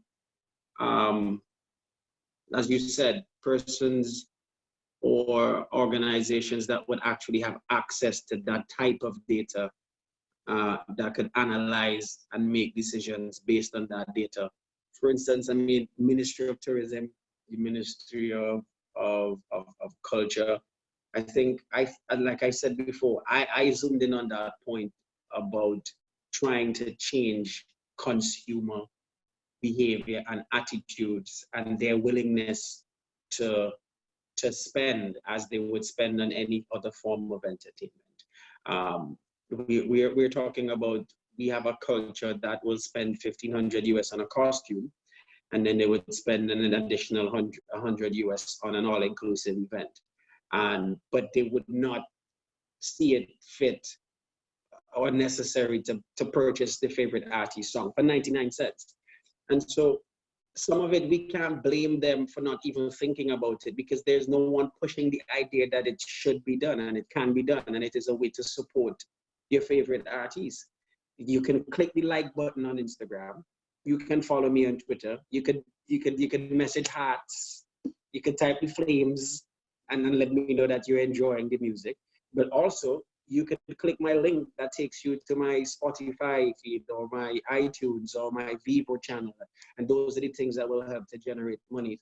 There's something that Mr. Killer said earlier too, and it's not just the government and the heads and the leaders that underestimate or undervalue the importance and the contributions of the entertainers of the country. I'm not even going to go into the economic benefits that we bring or the promotional or the marketing benefits that we bring, but I think on a more psychological level, we are often viewed as just entertainers. And in the same way they would consider creating programs and initiatives and funds and grants for many different sectors, for farmers, for teachers, for health workers, for this, that, everybody will get that type of consideration. We are often not seen as that important. And that's the mentality that has to change from the top down. And that mentality also is reflected in the way that our own fans behave. Our own fans really just view us as entertainers, and sometimes they don't think they don't think of it as a way of life. And the fact that every decision that you as a consumer will make towards that artist's career is very important, and it adds up to allow that artist to produce more songs and be a better entertainer. And these are the things that I don't think a lot of us appreciate.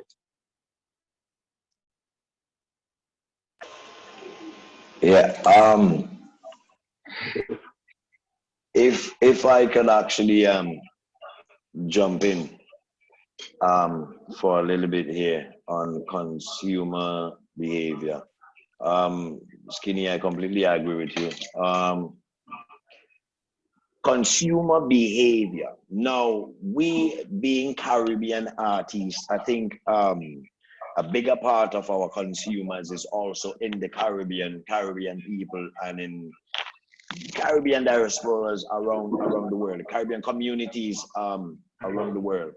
I think over the last 12 years, the sales of music in itself kind of has changed, and the Caribbean people, we get used to having music free.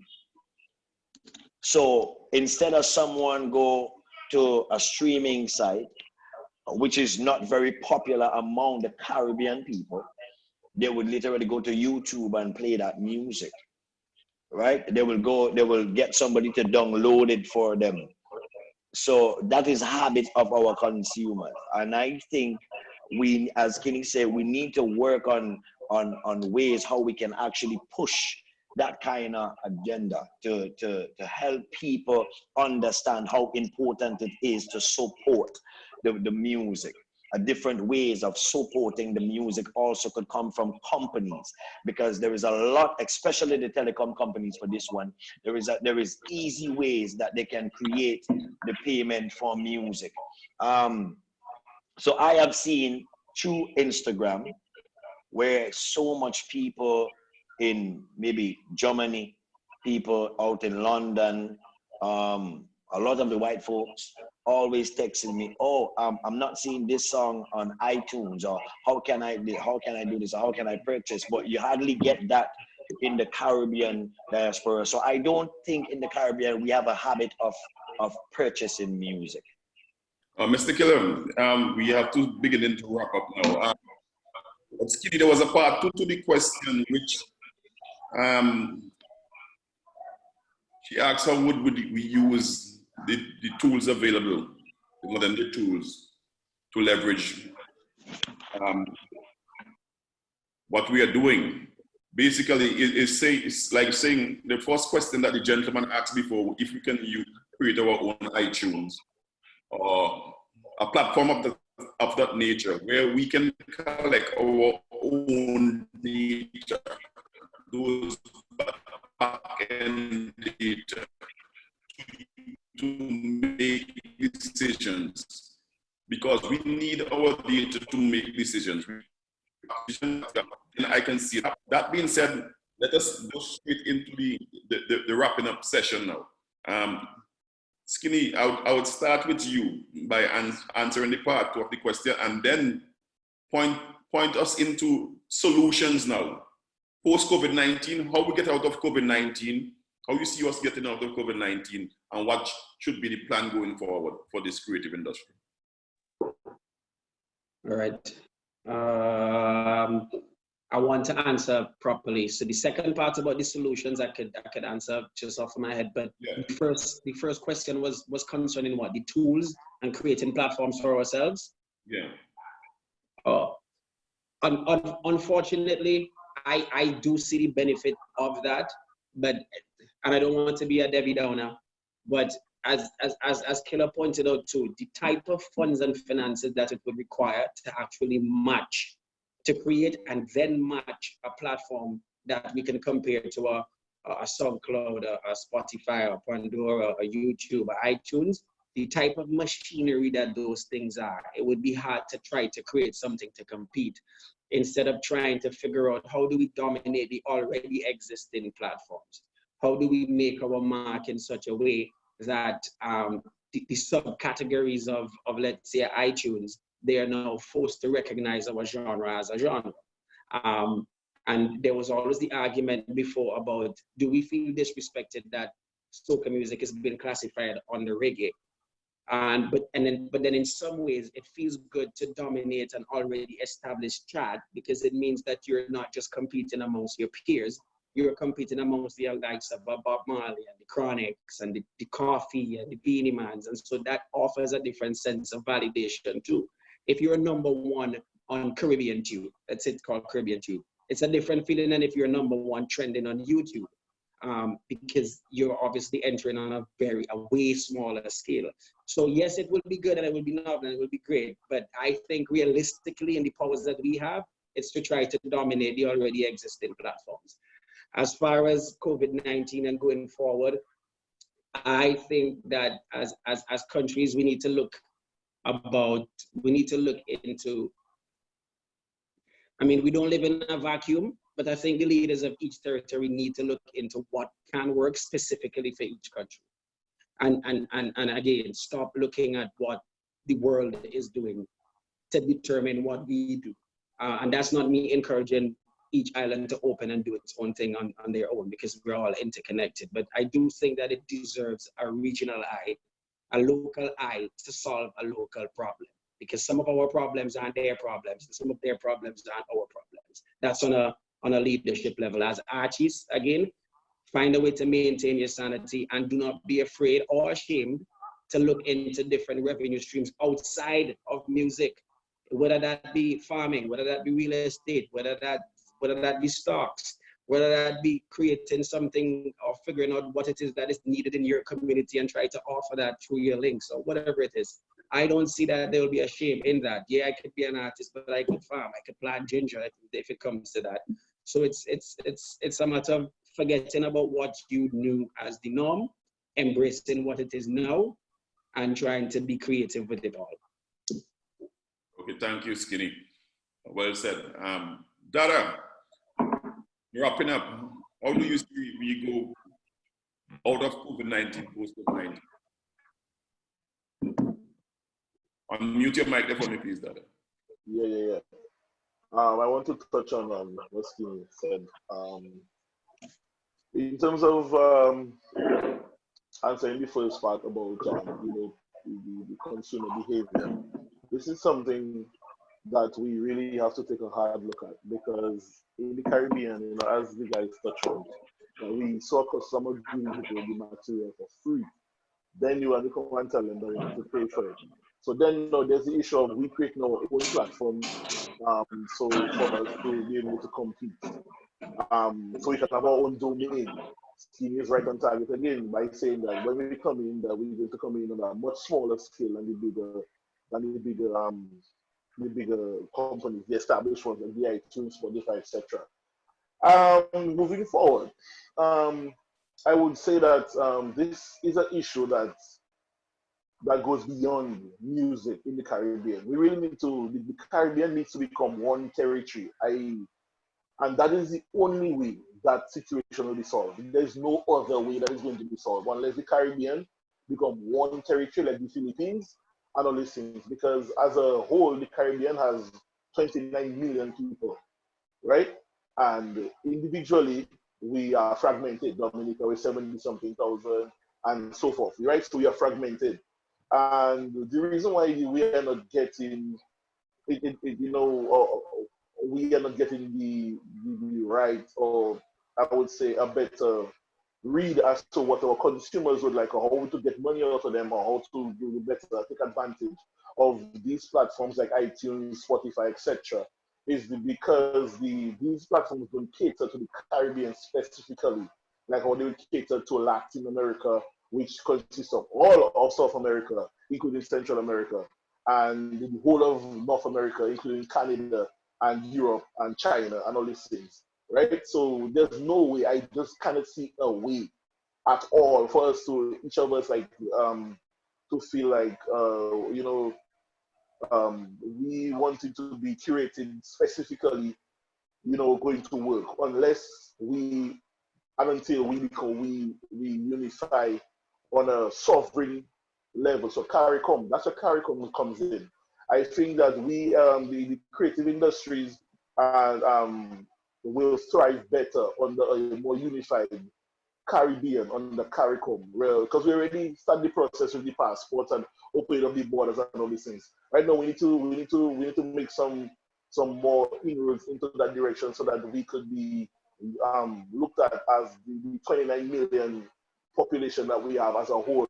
So these streaming platforms can say, okay, you know what? So if we cater or curate a version of Spotify or iTunes for Caribbean music, then this is what can happen and all these things. And for instance, I just want to point out something. I don't know. I mean, I know we have seen various versions of HBO and all these things. So we've seen HBO Latin and stuff like that. In the Caribbean, there are movie creators. We create movies and all this kind of content in the Caribbean as well. But you don't see it. We had a Tempo, and there was different various networks that was tried. And I mean, we all see what happened with these networks. But there can be an HBO Caribbean. You know what I mean? But the reason why there is no HBO Caribbean is for the same reason why there's no Caribbean iTunes. You know what I mean? Because we create content, we have a following. Them people know what we're doing. But the Achilles heel for our efforts is the fact that we are fragmented, right? So it is much more difficult for us to come into iTunes. Jamaica go to iTunes, Trinidad go to iTunes, and we are all in the same region. So if we consolidate our efforts moving forward, I think we can make a better case and a stronger case, and we will be better able to benefit financially from those platforms. Thank you, Dada. In wrapping up there. Claudia Edwards, St. Lucia, how do you see we get past COVID-19, and how do you think we should operate post-COVID-19? In terms of the streaming, let me start with that first. I don't know if any of you, I'm sure some of you are Digicel customers. I've seen this thing pop up on my phone. It's called D-Music. I'm not sure if you've seen that. D-Music is a digital streaming music service with a catalog of over 30 million songs. And I've gone on there and I've actually found some of our St. Lucia music on there and some Caribbean music. I think Digicel has created this platform where you can stream, listen, and download music. It's available on your mobile app, on your desktop, on your tablets, and all of that. So I think that's an avenue we can look into in terms of a platform for streaming Caribbean music. It's something maybe we could look further into, maybe have discussions with Digicel to see how we can make this more of a CARICOM Caribbean platform for our musicians. I just think that maybe that would be worth looking into. And in terms of what we do post COVID-19, I don't know when that is, but the truth is, I think, as most of the guys have said, we have to have a Caribbean network. We have to come together as the Caribbean and push our music. And I will say that, guys, all of y'all are talking about carnival and soca. That's not the only music from the Caribbean, by the way. We have much more music from the Caribbean. We have jazz, we have R&B. It's not considered Caribbean to some, but that kind of music also exists in the Caribbean with a different flavor that is not like the international R&B and all of that. So our music is not just soca and carnival, it's jazz, it's everything into one that becomes a Caribbean bouillon of music. So I just want to make that clear that it's not just soca. And every time we talk, everybody talks about soca. And I think a lot of the business places and those entities out there are more prone to assisting soca music and the soca artists because it's more jump up music. It's more party music in their eyes. And that for them sells the Caribbean. So in terms of that, I think the soca musicians have been a little more fortunate than the other type of musicians simply because they get more attention, I guess, because of all what happens on stage with the energy and the gyration and blah, blah, blah. But in no way am in, why are you laughing, Killer? In no way am I putting discredit in soca music. I love soca music, but I'm just saying there is more music than just that. And I think when we get those business places to realize that, yeah, we have all kinds of music, then more artists will get assistance from those entities. In terms of something we could do right now, some of the guys mentioned the live concerts on Instagram and Facebook. I've not done it either, simply because I too feel like I have to ask these people to give me money, and yeah, it's a little depressing to be asking, yeah, I'll perform for you, why don't you give me a little something? And that's just not how we're used to operating.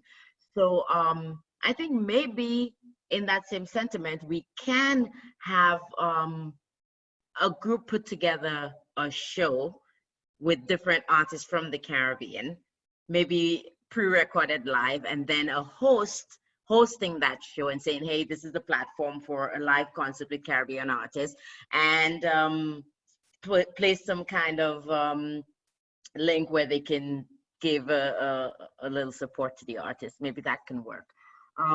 But it is a terrible time for artists, and I personally don't think that anything can take away from a live performance. Anything can replace a live performance, having your crowd right there, feeling your energy, and that compared to performing to a phone, yeah, it can be a little depressing. But I think there's light at the end of the tunnel. We still have time. We could work on our craft, and when we come back, it'll be like an explosion of great Caribbean music.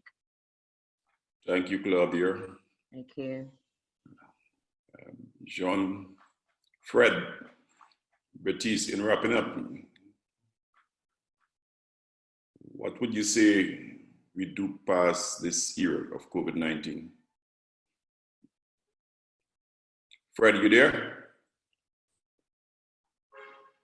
Okay, we go on to Mr. Killer. Mr. Killer. Yeah, right. There's something.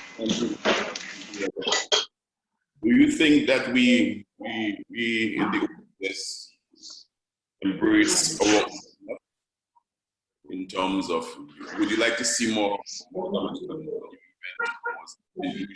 illusions with Eric, you broke up a little bit, so to repeat the question, please. Sorry. I was asking you, do you think we need to embrace each other's a bit more in the OECS? Would you like to see more St. Lucians on your event, more Dominicans, more Grenadian, more Vincentians? Do their content reach you? I think we are still very separated in a very unique way. We are so close, but yet so far, because I think it's like this, all of us right here, close to each other, but instead of looking at each other, what we do is look outside of the Caribbean. So I think that we need to start drawing our attention more to the Caribbean and how we can share among the Caribbean. Like when this just happened and I got home, Eric, one of the first things I said to my friends, I say, I don't mind just performing in the Caribbean, going from island to island, because for years I have traveled outside of the Caribbean internationally doing shows. But when I really became popular, very popular, like the years of Roly Poly and Run With It and stuff like that, I been to some islands that is extremely beautiful that I have never been in before. And there is how much islands in the Caribbean, not just the OECS, but the Caribbean. And I think that we need to embrace those music. I want to hear, like I have a radio station here. Why I shouldn't be playing bouillon as Dominica would be playing the jab music, you know, a way we can kind of share our culture in a nice big way, also support our culture in a nice big way. And as you said a while ago, how do we get out of this pandemic, also the COVID-19? And I would say that I think we need to start pushing more things like this, Eric, in a bigger way, where we can actually market this to that open public, where they can hear these discussions, and in this discussion find a way to start educating our people in a way that will actually draw them towards accepting their own, accepting themselves, supporting more of their islands and not just internationally. If we could minimize on the importation of certain things from the big countries and start increasing the trading between the Caribbean islands. And in that way, brother, then we can really support each other and make this, why can't we be the united states of the Caribbean, if you understand what I'm saying? And I see that there is some people kind of advocating right now, brother, for like world leadership for the Caribbean. Why? That's craziness to me. I think it's time for us as a Caribbean to really come together, see our worth. We are not seeing our worth, and that is a big problem. That is a big problem. For someone to value something, they need to understand the worth of that thing. And if we don't understand our worth as a people, then we don't value our own. And I think that is one of the main problems that we have, brother. We don't value our own. And now is the time. I think in every fall there's supposed to be a greater rising. And I feel that fall that we have now should encourage our people to realize that it's not just tourism from outside that is important to the Caribbean. But what is very important is self-sustainability. And for us to do that, we need to look at ourselves closer. So yes, Eric, that answer is most definitely is a yes. We should dig deeper into our own, and we should educate ourselves to what is happening now, understand the science, what is happening in the Caribbean. So as somebody say, find ways how we can educate. So what I do, I use my platform now. Every Thursday night, I do a show called The Real. And The Real, I invite people from, like tonight, I have a celebrity psychologist on the program where people can now call, and they can call in and she can answer their questions. They will have a healer, a herbalist, somebody that runs a healing facility, and they could call in and they could answer those questions. Last week, I had economists and people that can help with the way that we spend our money in the Caribbean and what we should do to minimize the exploitation, because I think the greatest exploitation of the Caribbean right now is our brains and our money. Mr. Killer, just before I leave you, do you think we as practitioners do enough in terms of merchandising as a revenue stream? If we do enough as? Merchandising. No, we don't. Even that point, that finger also points to me, because even together with my management recently, right before the COVID-19, we've been having discussions back and forth in the way that we create our merchandise, and we don't do enough in the Caribbean. You know, Skinny is on TikTok dancing in a way. Why we can't have a skinny doll? You know what I mean? Kids would like to have a skinny doll, a Mr. Killer doll, maybe singing Roly Poly or something like that. Even things like our clothing line and stuff like that. I was just about to get into my own clothing line and create a lot of merchandise. So I think even from down to change, the pendants, somebody might want a Mr. Killer sign. I think we really and truly don't, I think we don't do a big fraction of entertainment and what entertainers do and what they use to bring in revenue. I don't think the Caribbean artist does enough in that, and merchandising is most definitely one of them. Okay then, Mr. Gill, thanks very much. Fred John Baptiste. So in conclusion, I heard very good things, very good ideas. So the main thing that I heard I feel about that is a way to have our Caribbean market, French and English Caribbean market or Spanish market, but Caribbean market, because I think it's a way to have our own market with big money.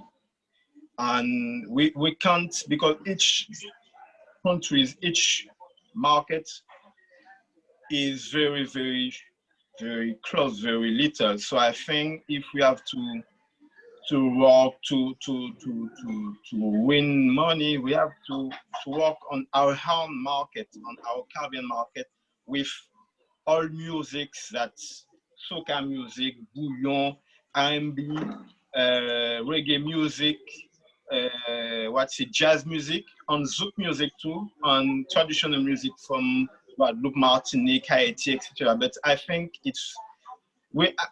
I'm working on exportation and music from more 10 years, and we had different meetings with different people in the Caribbean, and we talk about that idea since that period, and I think it's time. COVID-19, it probably the element, the positive element, we can say that we can make something together to live off our music, our business in industry, creative industries. That's it for me. Thank you.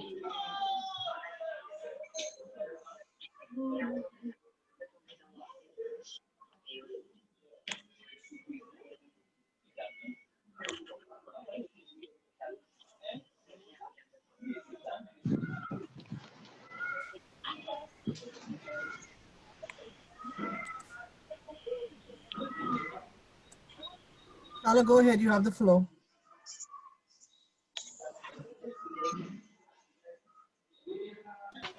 That's it for me. Thank you. Okay. We're starting with Carla, Ms. Paris. Hello, hi, can you hear me? Yeah, loud and clear. Okay, great. So, yes, hi, I'm Carla Paris. I'm an entertainment and sports lawyer based in Trinidad, and really glad to have been part of this discussion by just hearing all of the contribution of the various artists. I have to say this has been a really fascinating discussion.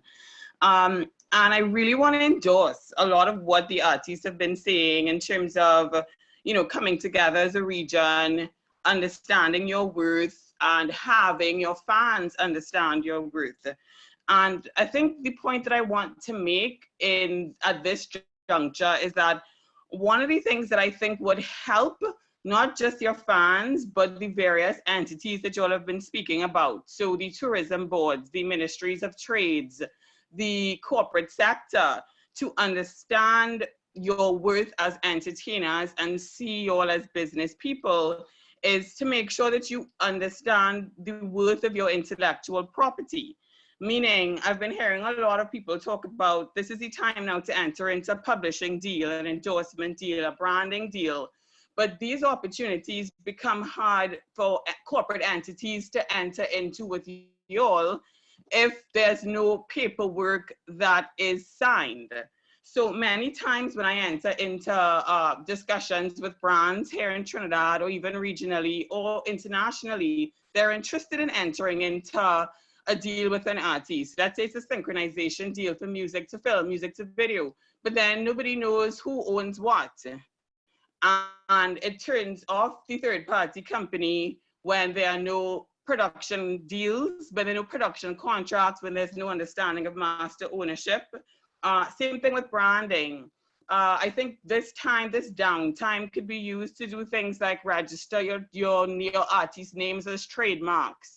Somebody was mentioning, merchandising and that type of thing. In order to enter into merchandising deals, the first thing companies are going to look for is a registered brand, So I think kind of structuring yourselves a bit better, formalizing, if you don't own companies, register companies, that type of thing. Make sure you own your intellectual property. Make sure you enter into proper sound contracts. This makes it easier for these entities that you've said you want to do deals with to view you as business people. That's kind of the point that I wanted to make now, because there are many companies that actually are reaching out to me now saying, okay, we're seeing all these guys going on virtual, on IG Live, on Facebook Live. How do we get involved? How do we get invested? Should we put our money in XYZ artists? And they're asking the questions about if we put our branding, how do we know that this artist actually has a structure that would be viable for us to do continuing business? So I think it's a matter of using the time now to be prepared for deals like that. That's my contribution. Thank you, Carla. It was very, very, very important points you raised there. Understanding the business in which you operate,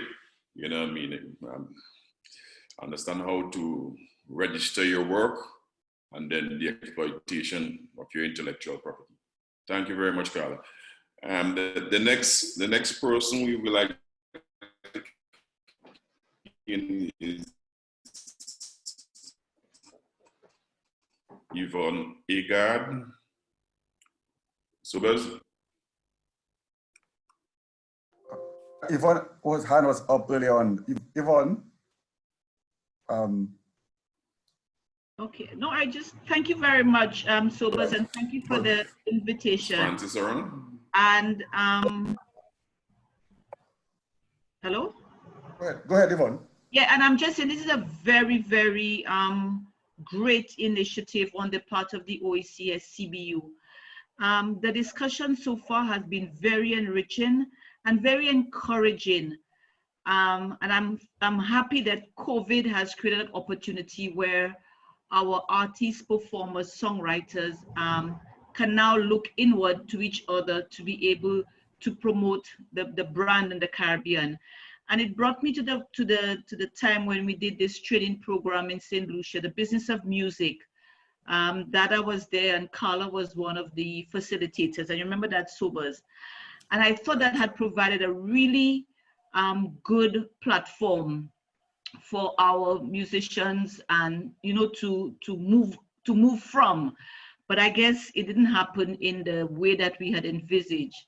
So I'm really happy that it can happen now and that the support is there from the regional, sub-regional entities such as the OECS, CBU, Caribbean Export, the Caribbean Development Bank. I realize also that there are quite a lot of opportunities, grant funding that the CDB has made available. So I'm not too sure how the CBU can leverage those grant funding to meet some of those recommendations that have been supplied by the artists. It would be one tangible initiative coming out of that general meeting. But like I said, it's really a great initiative, and maybe we need to have a few more of these to ensure that the ideas, the recommendations are solidified in our heads.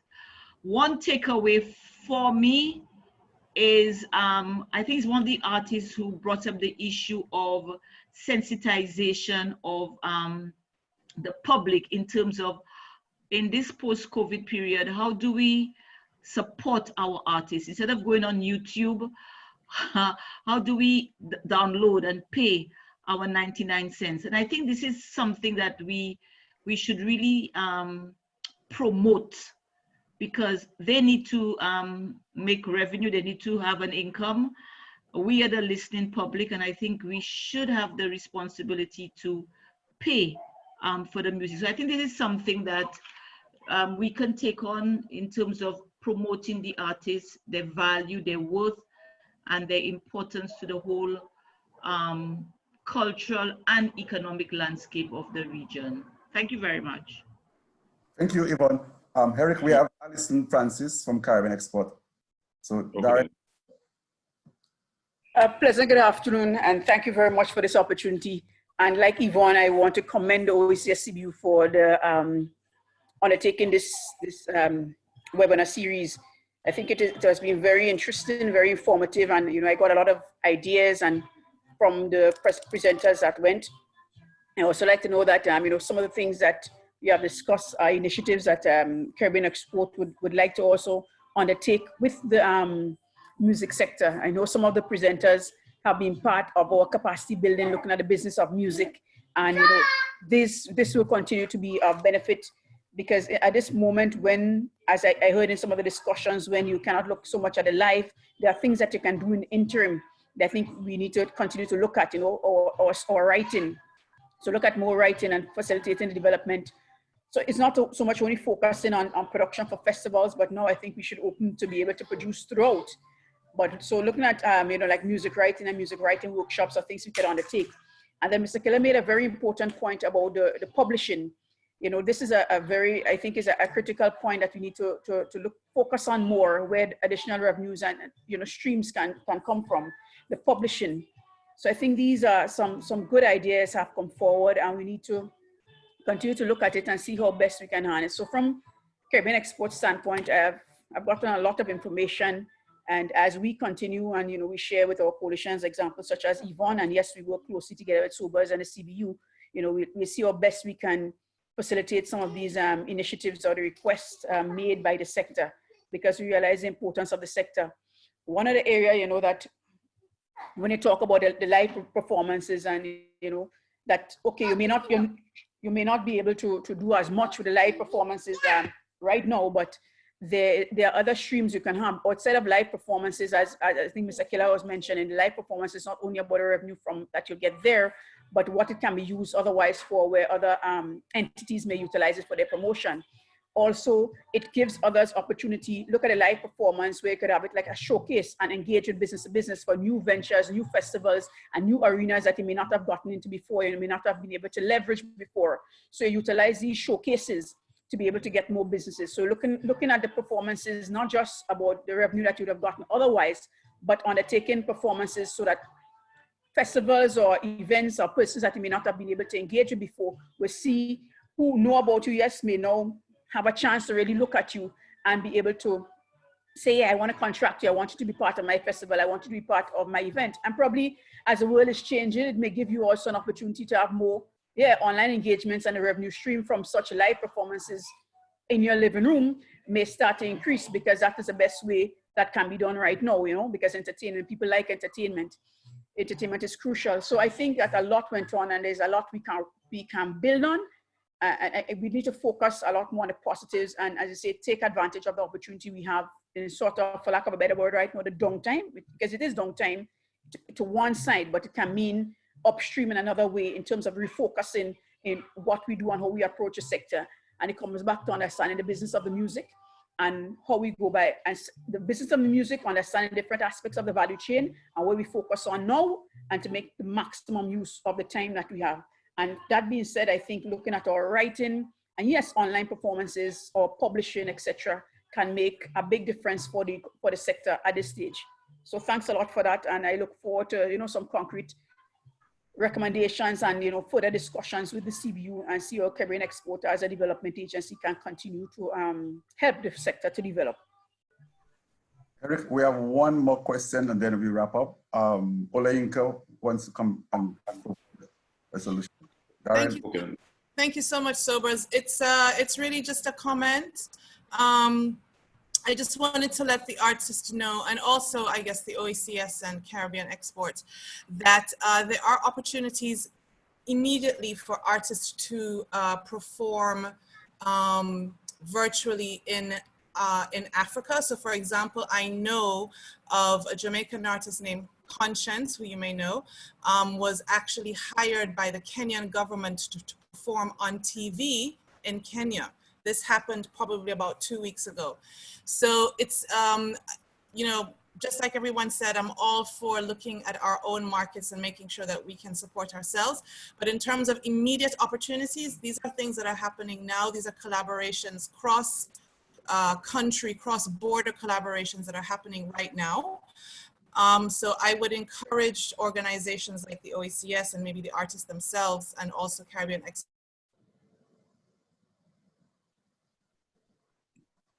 Okay, thank you.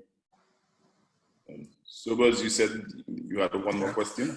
Did I see James Rodney hand up? James Rodney? I know that it is an opportunity that is live. Olayinka, we keep losing you. So yes, are you hearing me now? Yes, yeah. All right. My question is a general one, so whoever is in the best position to answer may do so.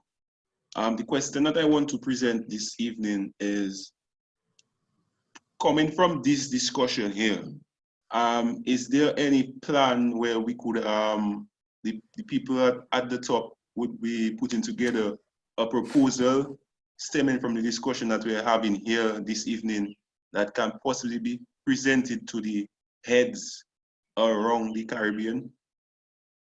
And a direct question to Mr. Keeler. What is your contact information for your radio station? Thank you. Sobers, you want to take the first question? Yeah, I just gonna wrap up. So let me just ask Keeler wants to give the guy the information or put it on the chat or what, and then let's wrap up. We have to take Ms. Francis' closing word first before from ECHO. Oh yes, Mr. Keeler, unmute your mic and give your information for your radio station. Yeah, sorry there. I didn't hear what you just said last properly here. The guy wants your information at your radio station. Yeah. All right. So my radio station is Our Nation. What you can do, ournation.net. So ournation.net. So that's our website. You can find all the rest of information on there. We're also on Facebook as Our Nation Radio on Facebook. What I'll do also, my Instagram, shortly I'll actually post something for the show that we're about to do tonight at 8 o'clock. So you can also actually tune in and follow that. So the name of the radio station is Our Nation, or Rebel Nation. And you can find us on the website. You can find us on Facebook, also on Instagram. Okay, thanks, Mr. Keeler. Ms. Francis, let us have your closing words. Okay, yes. Taking into consideration everything that has been said, especially by the artists here tonight, or this evening, one of the things that I believe we could assist in terms of ECHO in this regard is to encourage or nudge the governments in signing the necessary treaties and the conventions related to copyright.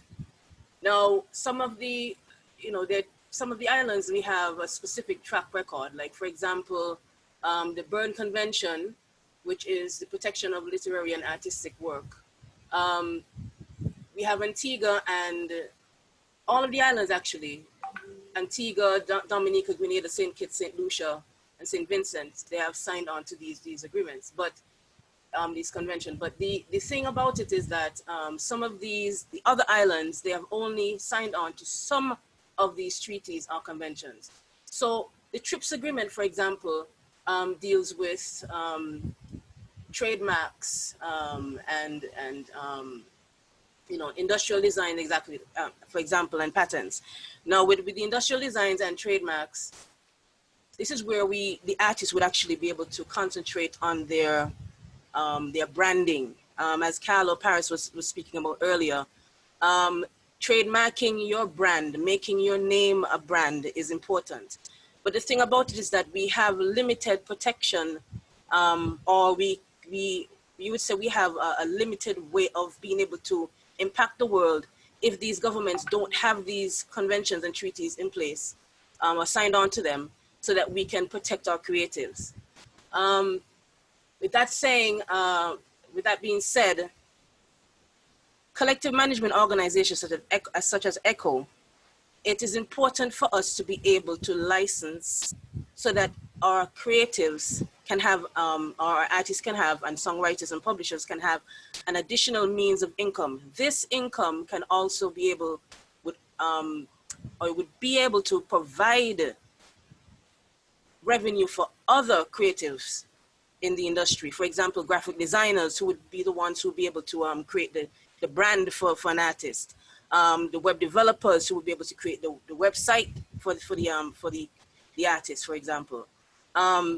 So it's just for the governments to understand that this creative industry is so connected and it involves so many individuals. The music industry pulls in so many creatives that we need to give it the respect that, you know, it deserves. I remember, I think it was Mr. Killer and Skinny Fabulous who were speaking about that we have our consumers are those who prefer to get music for free. Funny thing is that, for example, in St. Kitts and Nevis, we have individuals who save up all year and spend thousands of dollars just to buy, you know, carnival costume and stuff like that.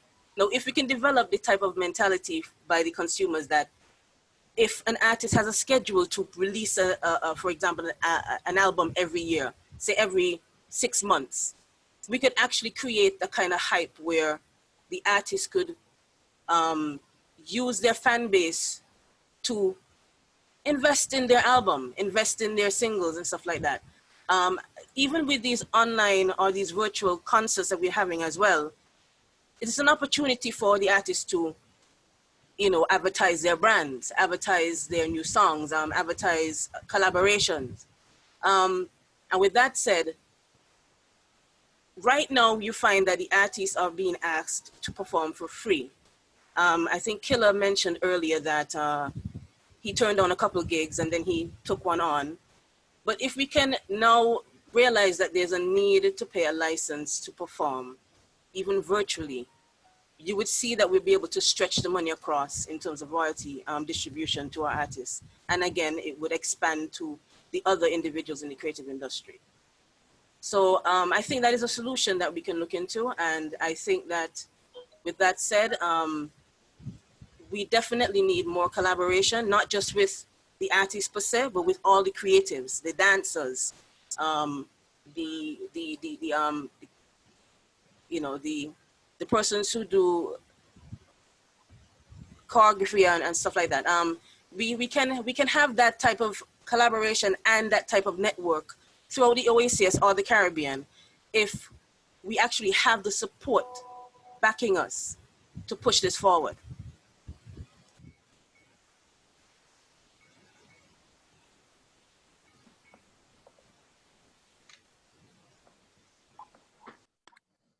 Thanks a lot for your contribution, Ms. Francis. Sobers, you were going to take the second question.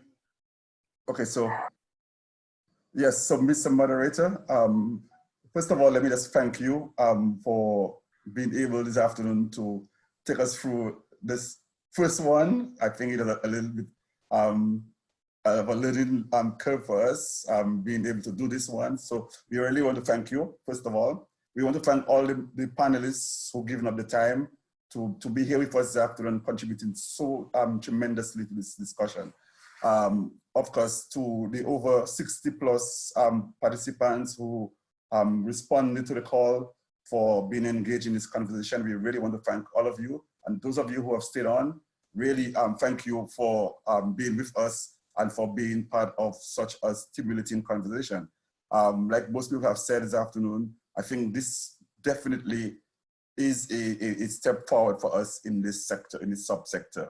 The music sector in the OECS and indeed the Caribbean is very important for us as a growing part of the creative industry. There are a number of takeaways this afternoon. Clearly, the important thing of really maintaining and building the network, sustaining that network, and ensuring that we focus more attention on us as a Caribbean region. I think this is probably the biggest takeaway. The second thing is that there are some practical things that have been suggested that we can work on together. The idea of working to promote our music in whatever form, whether it is utilizing the current platforms or finding tools and mechanisms by which we can in fact distribute and promote our work. This is something that we really need to pay close attention to. Collaboration, I think the whole issue of collaboration among artists, collaboration between the entities, the institutions involved in supporting culture, from the OECS, the CDB, the CARICOM, and all the others, coalition of services, that is going to be something that will be of importance for us going forward. We need to see strengthening of those collaboration and for us to avoid fragmentation and the waste of resources. We need to combine those resources so that we can be more impactful in terms of the work. The idea of, obviously, to answer James' question, is this series is really a way for us to, first of all, engage creatives in conversations, but also to take some of the practical ideas, solutions that are coming out of those discussions to help us shape interventions for our creative people, because we think that it's very important for us to do so. So this afternoon's discussion, we will again look at some of those ideas coming out of here. You hear Caribbean Export and the Coalition of Services talking about the need for us to work together. So we will, again, strengthen that level of networking and collaboration to ensure that we are much more effective in terms of the delivery of the service that we provide. So I just want to say that definitely this is really a good start. We are going to have the second webinar on Tuesday for designers of fashion and accessories. So that's from Tuesday afternoon from 4:30. Then on Thursday, we do film and animation. And then the final one, we'll be looking at design and design thinking as a solution method for not just creative industries, but across the productive sector. So I want to again thank everybody who made this webinar possible, to the moderator, to the panelists, to the staff of the CBU, to the staff of the OECS Commission have given us all the support in terms of the promoting of the work, setting up the IT infrastructure, to all the people who ask questions, who put up their hands to do so. Some of the questions you put on the chat, we will look at them, and that will help us to frame in some of our responses. But generally, we just want to say thank you, a big thank you, for helping to make this being a successful one, a successful first webinar for us at the CBU. Thank you, and good evening to everybody. Eric, you can have the last word. Hello, Sobers. Hi. Hi, sorry. I think my computer froze, so I got cut off in my ending remarks. Yeah, well, we will wrap it up. Okay, well, yeah. Okay. I'm not sure where I ended, but I just want to say thank you on behalf of the board of directors and the management of ECHO for having us here tonight. It was a very good session, and I think that it has given us some a renewed perspective as to where we are in the music industry, during and what we need to do after this pandemic. That's all I have to say. Good night. Thank you, Ms. Sobers, I want to say thanks to you and your team at the CBU for having us, the practitioner, in this time to discuss this very important topic of this pandemic on the creative industry. And we see a lot of very, very crucial and important points came out of this discussion today. I want to thank the panelists, Claudia, Fred, Dada, Mr. Killer, Skinny, Miss Francis. You guys were tremendous. I want to say thanks. And thank you again, Sobers. Thank you, Eric. Thank you, everybody. Thank you.